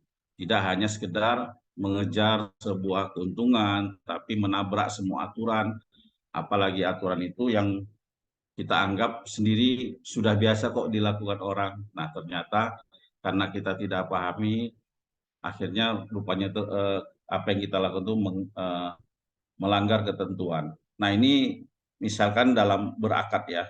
Nah, kadang-kadang kita akad tersebut dalam melakukan jual beli semaunya kita saja gitu. Apakah kita tidak melihat dulu bagaimana apakah yang kita lakukan ini melanggar aturan dalam bisnis dalam ekonomi Islam atau gimana? Nah, di sini perlu ya jadinya kita hijrah muamalah. Nah, ini langkah kedua dalam kaitannya yang apa yang saya sampaikan tadi.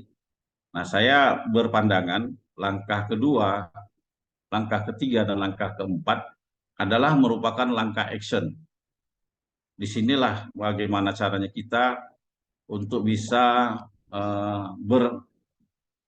dengan mudah atau dengan katakanlah dengan bisa menyelesaikan segala hutang riba kita kepada lembaga ribawi, sehingga kita bisa memahami, mengetahui, dan kita tidak lagi dengan cara pasrah, galau, atau mengikuti apa yang ditekankan pihak perbankan misalkan kepada kita.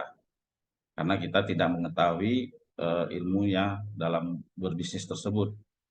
Nah, sementara yang pertama tadi merupakan sebuah fundamental ya, agar kita memahami bahwasanya apa-apa yang telah kita lakukan, kesalahan kita melaksanakan riba, nah ini tidak akan pernah kembali lagi, tidak akan pernah kita ulangi lagi, karena kita sudah memahami, di awal sudah disampaikan oleh pemateri pertama dan kedua mengenai konsekuensi dunia dan akhirat. Nah, kemudian yang kedua langkahnya adalah negosiasi. Nah, di sini negosiasi merupakan sesuatu awal langkah kita ketika kita memang sudah terlanjur ya, teman-teman atau Bapak Ibu. Barangkali kita ada yang sudah macet ya, tagihannya macet, tunggakannya macet, sudah pernah kena surat peringatan pertama, kedua, bahkan ketiga, yang selama ini mungkin tidak paham, kadang-kadang kita pun banyak menghindar akhirnya karena merasa takut barangkali kan. Nah, kemudian di sini yang saya maksud dengan negosiasi, pertama dalam negosiasi ini kita jangan takut atau jangan pernah ragu datangi pihak kreditur atau datangi pihak perbankan ya, di mana tempat kita berutang. Nah, datangi bahwasanya kita akan berniat untuk menyelesaikan utang kita. Nah, mungkin barangkali bisa ditelepon dulu atau datang secara langsung ya kan. Bahwasanya kita ini kan memang sudah terlanjur ya Bapak Ibu. Jadi kita datangi, kita jumpain, mungkin kita paling baru disambut oleh stafnya ya kan, staf bagian kredit. Assalamualaikum Pak misalkan. Waalaikumsalam, ya mudah-mudahan nih karyawannya orang Muslim ya Pak ya. Kadang banyak juga orang di perbankan nih orang Nasrani, orang yang agama lain ya kan. Nah kemudian kita sampaikan, Pak saya datang kemari mau menyelesaikan persoalan utang saya. Nah saya kemari bahwasanya saya sudah memahami, sampaikan saja Pak, bahwasanya utang yang saya lakukan ini adalah utang riba menurut agama kami. Nah, jadi nggak ada salahnya kalau sembari kita tuh berdakwah ya Pak, barangkali. Nah, sampaikan. Jadi paling nanti mereka, oh ya Pak katanya, Bapak ini kan sudah terlambat misalkan. Iya, justru itulah bagaimana caranya saya bisa menyampaikan saya ingin menyelesaikan utang-utang saya. Nah, barangkali sebelum datang ke kantornya Pak atau ke lembaga krediturnya, mungkin bisa saja dibuat surat terlebih dahulu. Surat yang ringkas saja, sampaikan niat bahwasanya kehadiran Bapak di situ ingin mengajukan penyelesaian hutang tersebut. Nah, di sini terasa aneh barangkali ya kan. Mungkin ketika kita mau menyampaikan hutang kita, mungkin kita belum ada uang. Bagaimana cara menyampaikan melunaskannya kan gitu, Bapak Ibu. Nah, di sini yang bahasa yang harus kita sampaikan bahwasanya saya akan berupaya menutup utang saya, itulah secepatnya misalkan. Semoga Bapak dan Bapak pimpinan mau menyetujuinya. Nah, barangkali surat tersebut bisa dibawa ketika hadir dan rangkap 2. Minta saja tanda terimanya 1, Bapak Ibu. Sebagai bahwasannya kita di samping kita hadir, ada surat yang kita sampaikan. Nah, ini gunanya apa? Ketika kita mungkin barangkali hadir pertama itu paling bertemu dengan stafnya. Mungkin kepala cabang atau pimpinan belum bisa dijumpai. Sebagai upaya kita mencerminkan niat baik kita untuk bisa kita menyelesaikan utang kita tersebut tanpa kita harus menghindar, tanpa kita harus menutup telepon kita, bahkan kita berbohong mengatakan kita tidak ada di rumah. Nah, itulah dia yang selama ini sering barangkali terjadi. Nah, pastinya itu Bu, surat Bapak Ibu mungkin pastinya ditolak ya kan, karena dianggap kita ini nggak pasti mau ngasih, nggak tahu kapan gitu kan. Nah, nggak apa, ini akan menjadi sebuah perjalanan panjang proses itu penyelesaiannya. Bermula kita hadir ke mereka dengan membawa surat. Ya, kalaupun tak sempat bawa surat, Bu, Bapak, ya mungkin foto aja kali di sana. Ketika hadir di sana, foto selfie aja sama mereka. Nah, ini nanti pasti ada ke depannya, pasti ada perlunya. kalau memang proses penyelesaian utang kita itu tidak bisa terselesaikan dengan cara cepat atau ketika kita belum mampu ada uang untuk bisa menutup semua utang kita. Nah, kemudian sampaikan apa yang menjadi maksud kita tadi sudah saya sebutkan. Kemudian salah satunya juga dalam penyampaian situ minta bayar pokoknya saja.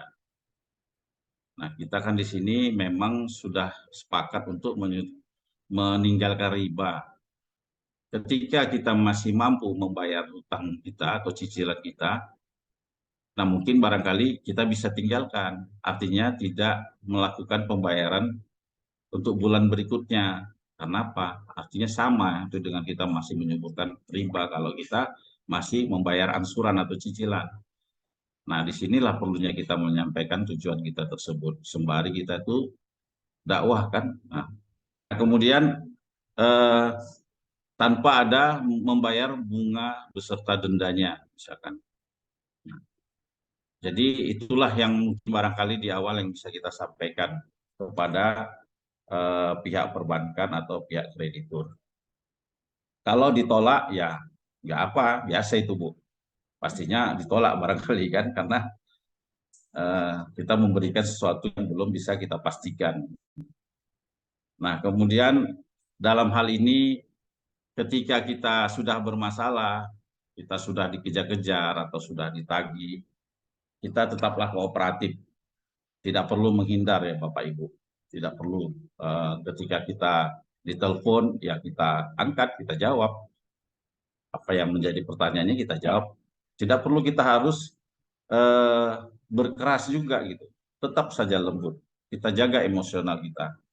Bilang saja kita belum ada uang saat sekarang kan gitu. Atau saya ini ada model sesuatu sedang saya upayakan. Ya kan? Nah, nanti kalau sudah ada saya akan hantarkan uangnya misalkan. Nah, kemudian kalau hadir ke rumah, datang ke rumah ya ketika kita ada di rumah ya terima aja dengan baik-baik. Bila perlu tawarin lagi Bu, mau minum apa Pak, Bapak? Nah, ajak ngobrol aja dulu. Nah, sekarang ini sepertinya pihak perbankan itu tidaklah langta-merta tuh dia marah-marah. Kalau kita bisa melayani dengan baik dan tetap ramah ya, tetap kooperatif dalam perlakuan kita ke mereka. Nah, kemudian ini perlu juga sedikit saya sampaikan persoalan tadi ya, jika saya menyampaikan untuk pembayaran pokok, kita minta diskon bunga dan denda. Nah, di sini hanya sekitar gambaran saja bahwasanya ada wewenang dari mulai kantor cabang pembantu, kantor cabang utama, kantor wilayah, dan kantor pusat. Nah, di sini kantor pusat saja yang bisa memberikan pengurangan 100%. Tapi ini merupakan wewenang yang ada di pada mereka. Nah, ketika kita ingin menyampaikan surat, insya Allah surat itu nantinya bisa kita teruskan ke kantor pusatnya melalui kantor cabang pembantu atau kantor cabang utama di mana kita melakukan transaksi awal kredit kita. Kemudian langkah yang ketiga, Bapak Ibu. Langkah ketiga adalah membayar. Nah, di sini kok disuruh membayar, sementara kita kan nggak ada kemampuan untuk menyelesaikan hutang-hutang kita. Ya, artinya apa yang saya maksud membayar di sini, kita coba melihat kepada kemampuan diri kita sendiri. Mungkin kita seorang usahawan ya kan. Kita lihat dulu apakah ada uang kas kita yang masih tersisa gitu barangkali. Berapa kira-kira. Kemudian mungkin barangkali istri kita ada menyimpan emas. Iya kan, Bapak Ibu, barangkali selama ini kita ada memberikan sedikit banyaknya, barangkali terus kemudian kita bisa omongilah kepada istri kita, bahwasanya kita ingin menyelesaikan hutang, pakailah dulu kita bilangnya kan, dirayulah sedikit. Atau mungkin ada yang kendaraan bermotor kita yang lebih dari satu. Nah, ini yang liquid maksud saya tadi. Atau ada pula deposito kita mungkin. Atau ada piutang kita sama orang.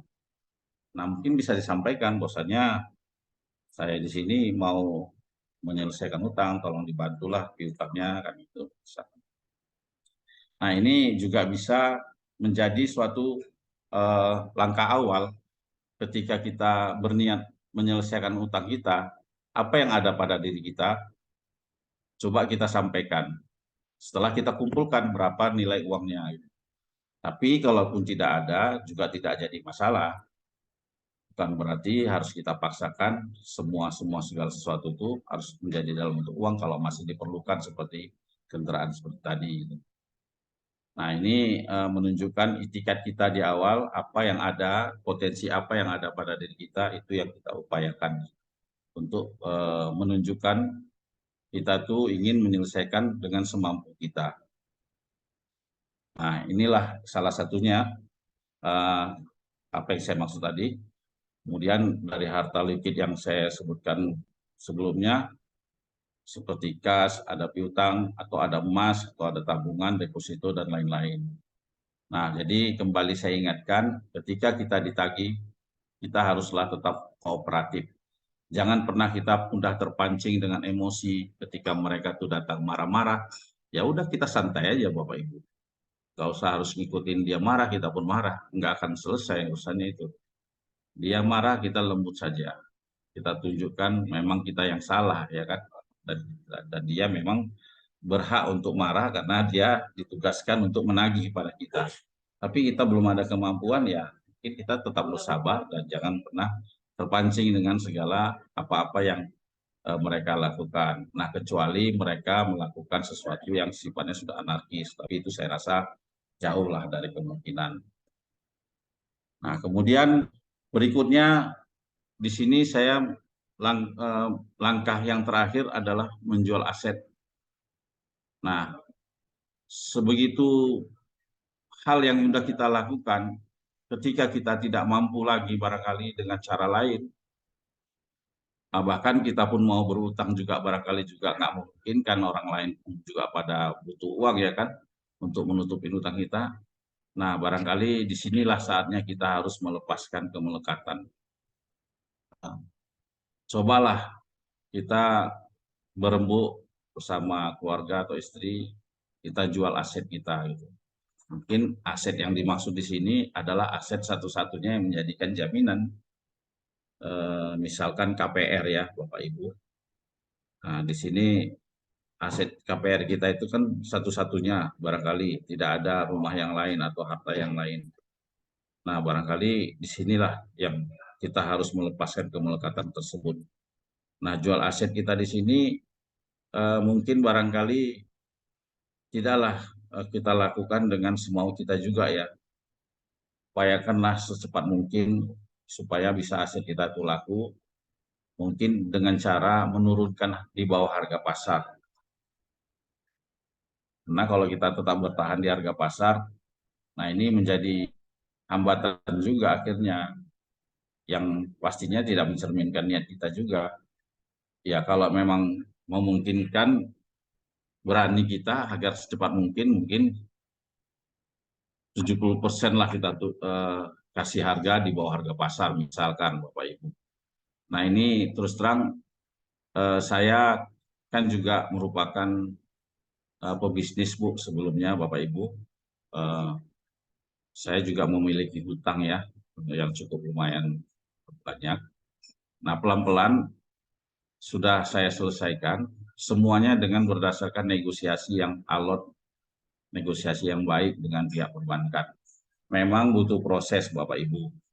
Ya relatif kalau masalah waktu, semua itu kembali kepada ridho Allah kalau saya bilang. Semakin cepat berarti Allah telah cepat menjawab apa yang kita inginkan ya. Nah jadi saya menjual aset itu Bapak Ibu barangkali sudah 1, 2, 3 ruko Ibu Bapak Ibu. Nah di sini saya melepaskan untuk bisa menyelesaikan utang-utang saya tersebut. Nah dalam perjalanan prosesnya itu banyak ya kalau saya mengatakan di luar logika saya sih terkadang yang saya menyebutkan itu unlogic ya Bapak Ibu. Terkadang harganya yang saya jual sekian sudah sepakat, bisa naik diberi oleh pembeli. Nah ini memang seakan-akan ini ya lucu ya, yang menambah itu pembeli bukan yang diturunkan malah dari harga yang si penjual, tapi dinaikkan oleh si pembeli. Nah kemarin saya juga jual 2 buah unit buku. Nah kemudian itu sih saya anggap harganya masih tetap di bawah pasar saya menjual. Tapi bagi saya itu nggak jadi masalah, yang penting bisa terjual, bisa terlepaskan agar bisa saya menutupkan utang-utang saya. Nah, alhamdulillah ketika saya bernegosiasi kembali kepada pihak perbankan, saya bukan hanya sekedar minta pengurangan denda, bunga dan denda Bapak Ibu. Akan tetapi pokoknya pun diberi pengurangan. Nah, ini mungkin sesuatu yang di luar nalar saya sih sebenarnya, tapi begitulah Allah memudahkan segala langkah ketika kita betul-betul mau menyelesaikan utang-utang riba kita tersebut. Nah, pada akhirnya kita harus melepas. Nah, ketika kita menjual aset ini laku, mudah-mudahan kita bisa segera menyelesaikan utang kita di perbankan.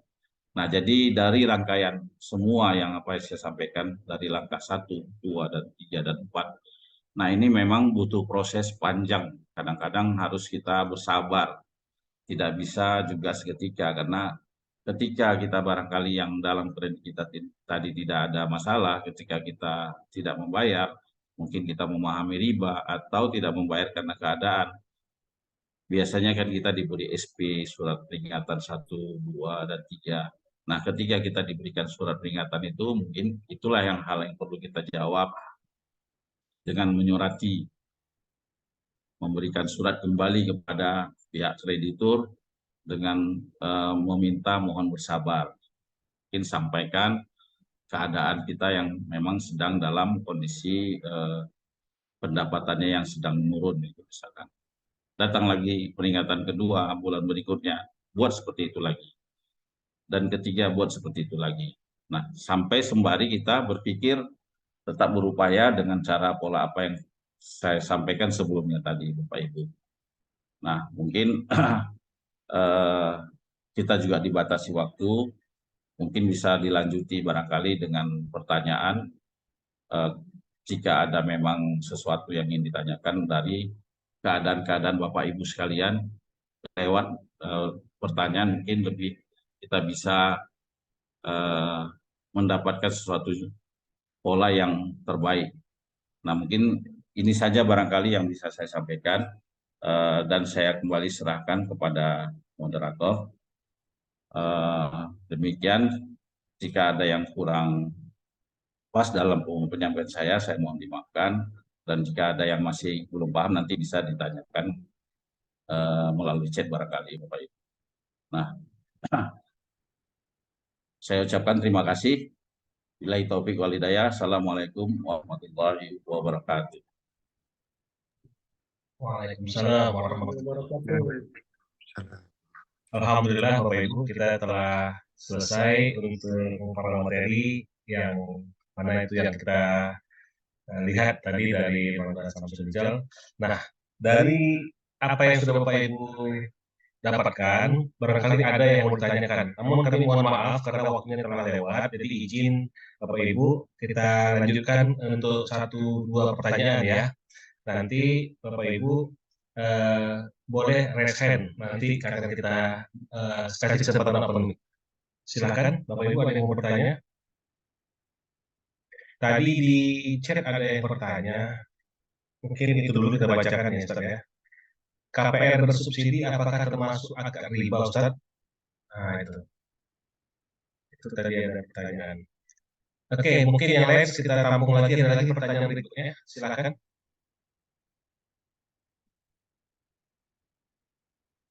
Kita kasih kesempatan Bapak Ibu untuk bertanya.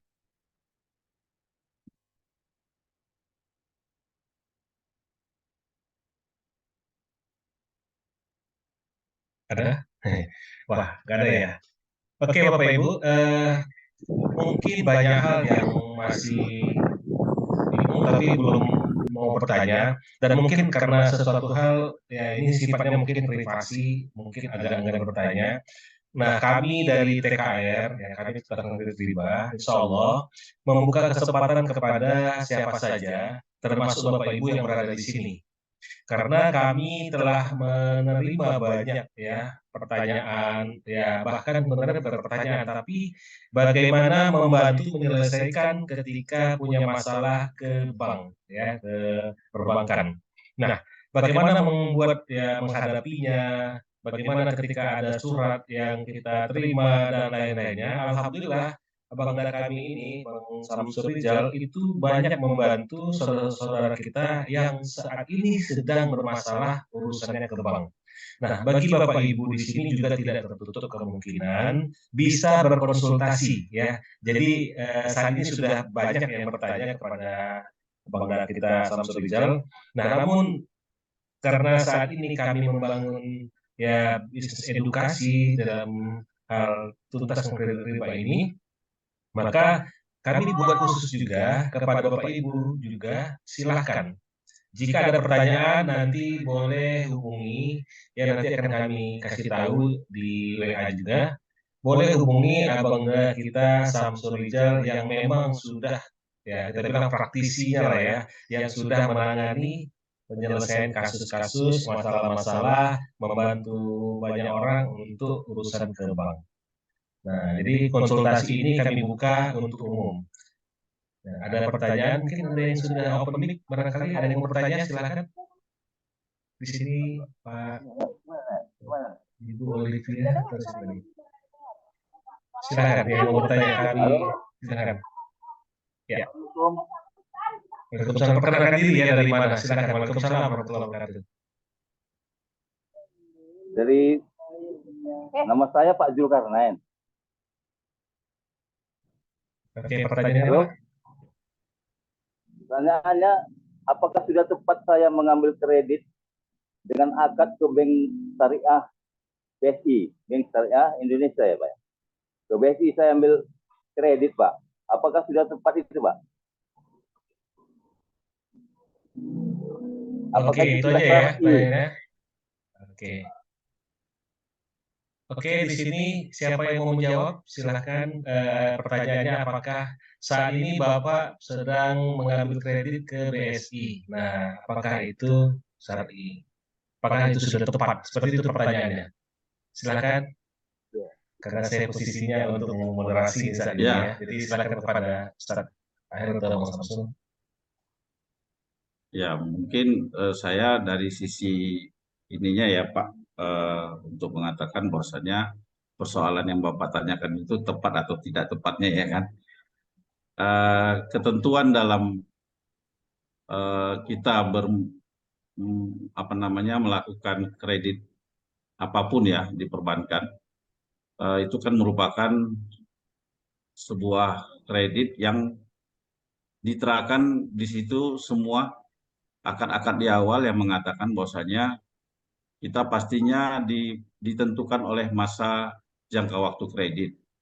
Nah, kemudian kita sudah ditentukan berapa besaran angsuran yang kita bayarkan setiap bulannya.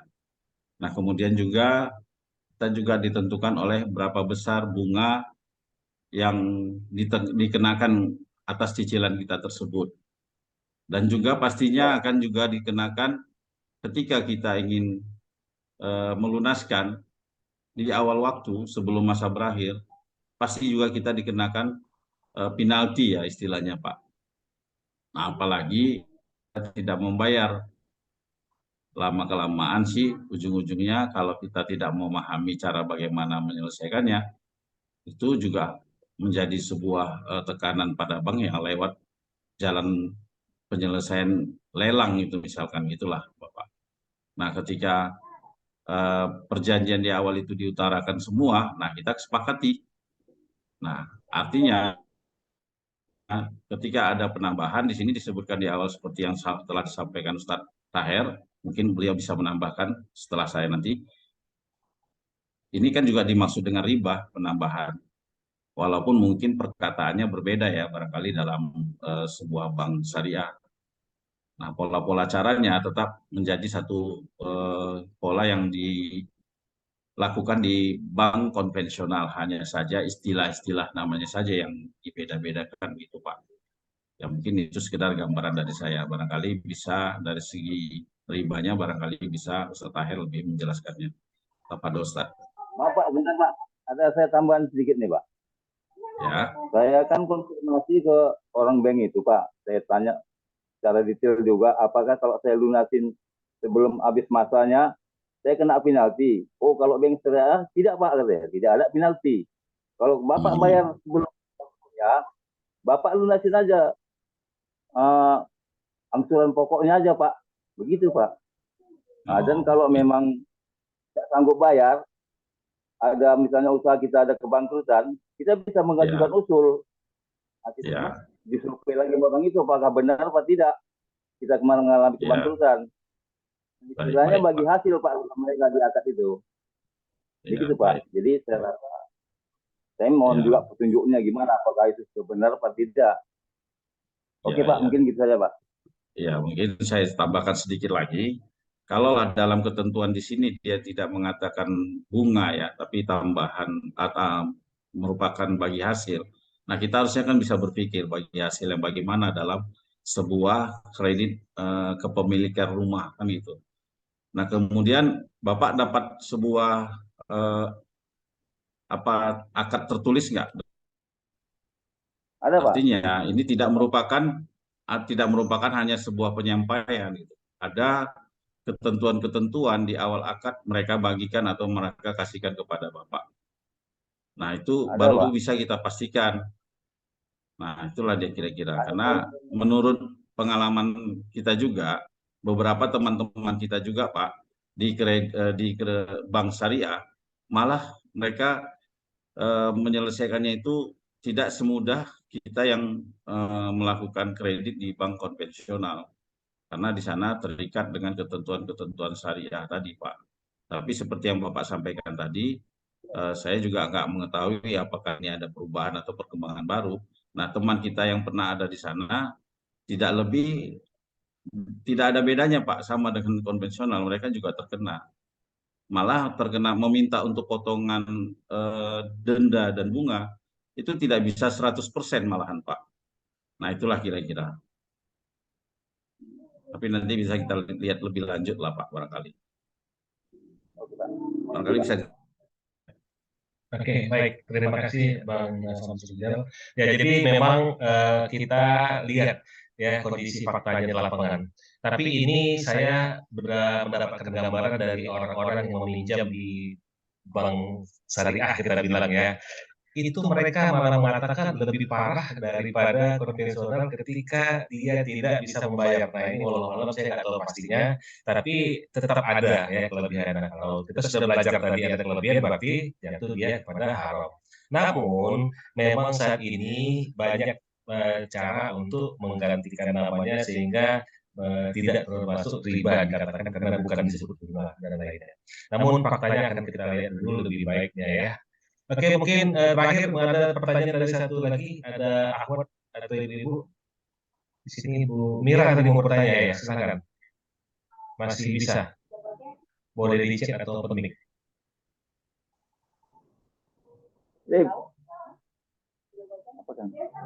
Ada jadi mau bertanya?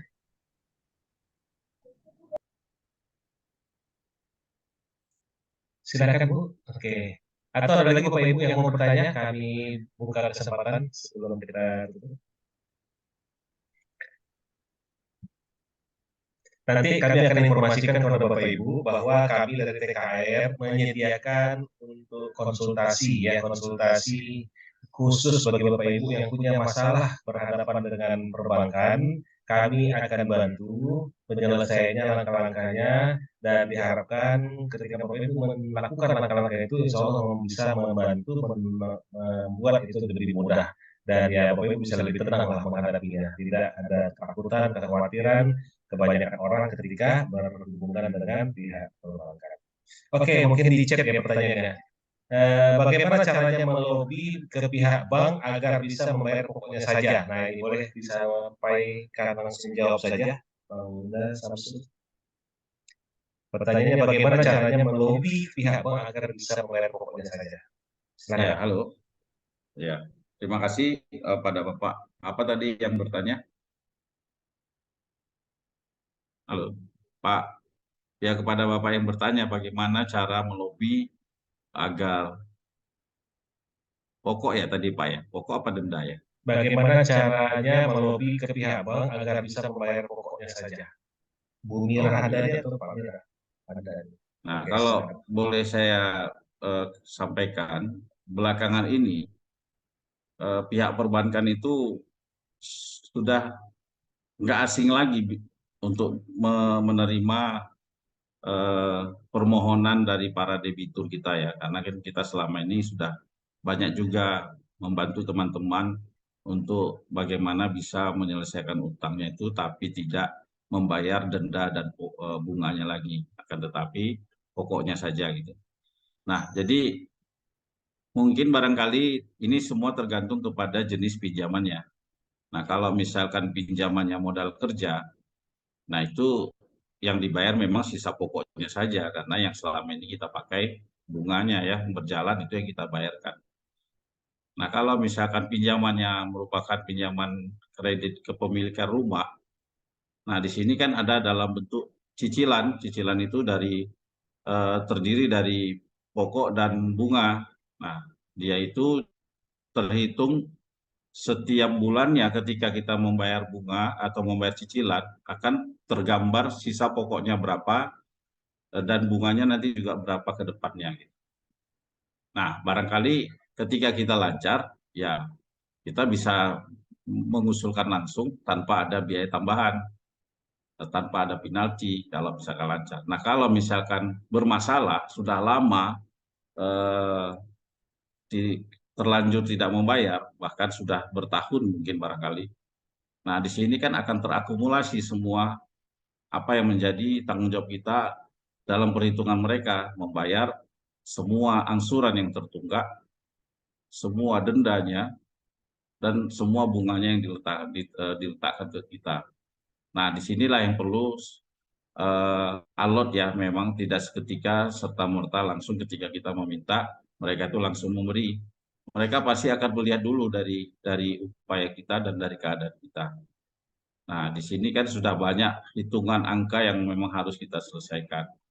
Biasanya kalau dia sudah mumet ya, atau arti kata panjang sekali, udah persoalannya sudah lama sekali, ya, kita memintanya itu biasanya mereka lebih memudahkan untuk memberikan keringanan persoalan pembayaran denda, bunga, dan biaya keterlambatan lainnya atau biaya yang lainnya. Jadi tinggal pokoknya saja.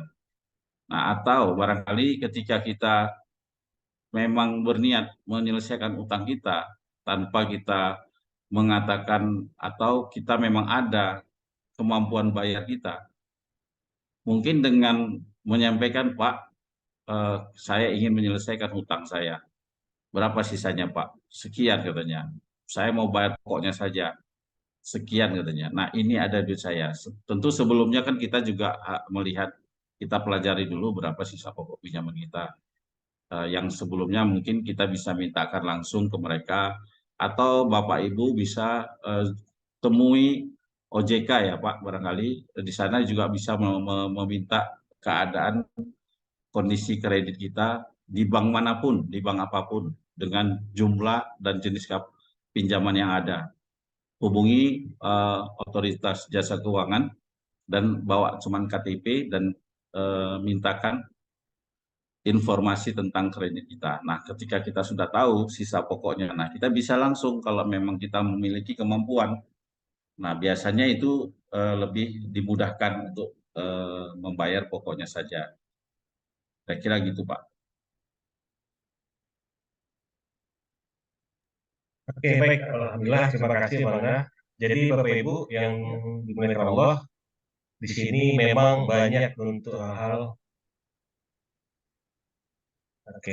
banyak hal-hal yang bisa kita coba cari tahu lagi ya untuk konsultasi. Nah, namun waktu juga yang membatasi kita. Kepada Bapak Ibu yang mau konsultasi nanti boleh kita coba chat saja dulu ya. Nah, tapi alhamdulillah kita sudah beberapa orang yang kita bantu dan alhamdulillah di sini juga hadir ya salah satunya.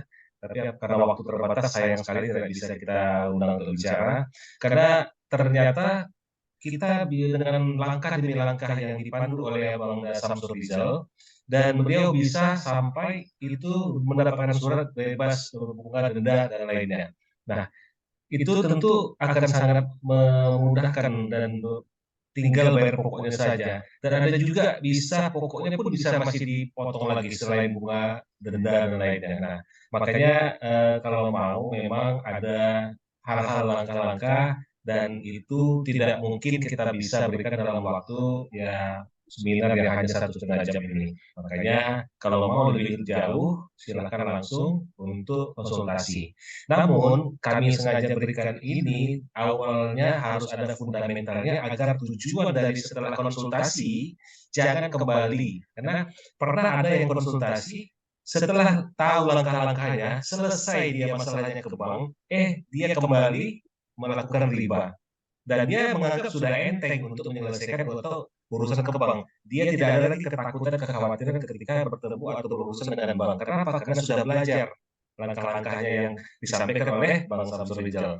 Nah, ini kami tidak mau itu terjadi kembali, makanya kita harus kuatkan di fundamentalnya. Bapak Ibu harus paham betul konsekuensi utang itu yang ada ribanya khususnya akan berdampak di dunia dan juga akhirat. Nah, itulah makanya kami berikan sampai akhirnya langkah-langkah yang disampaikan oleh Bang Samsul tadi semoga bisa membantu Bapak Ibu semuanya. Barangkali itu saja untuk pertanyaan selanjutnya mari kita lanjutkan nanti di grup atau yang mau khusus konsultasi silakan hubungi kami yang ada di grup itu ada adminnya. Oke, Bapak Ibu, terima kasih atas waktu dan kesempatannya. Kami dari Universitas Negeri Riba memohon maaf sebesar-besarnya atas segala kekurangan dan kehilapan dan mohon ampun kepada Allah. Mari kita tutup pertemuan kita pada malam hari ini dengan melepaskan hamdalah, alhamdulillahirabbil alamin.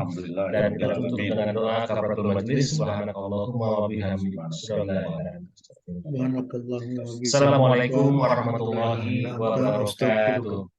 Waalaikumsalam warahmatullahi wabarakatuh. Waalaikumsalam warahmatullahi wabarakatuh.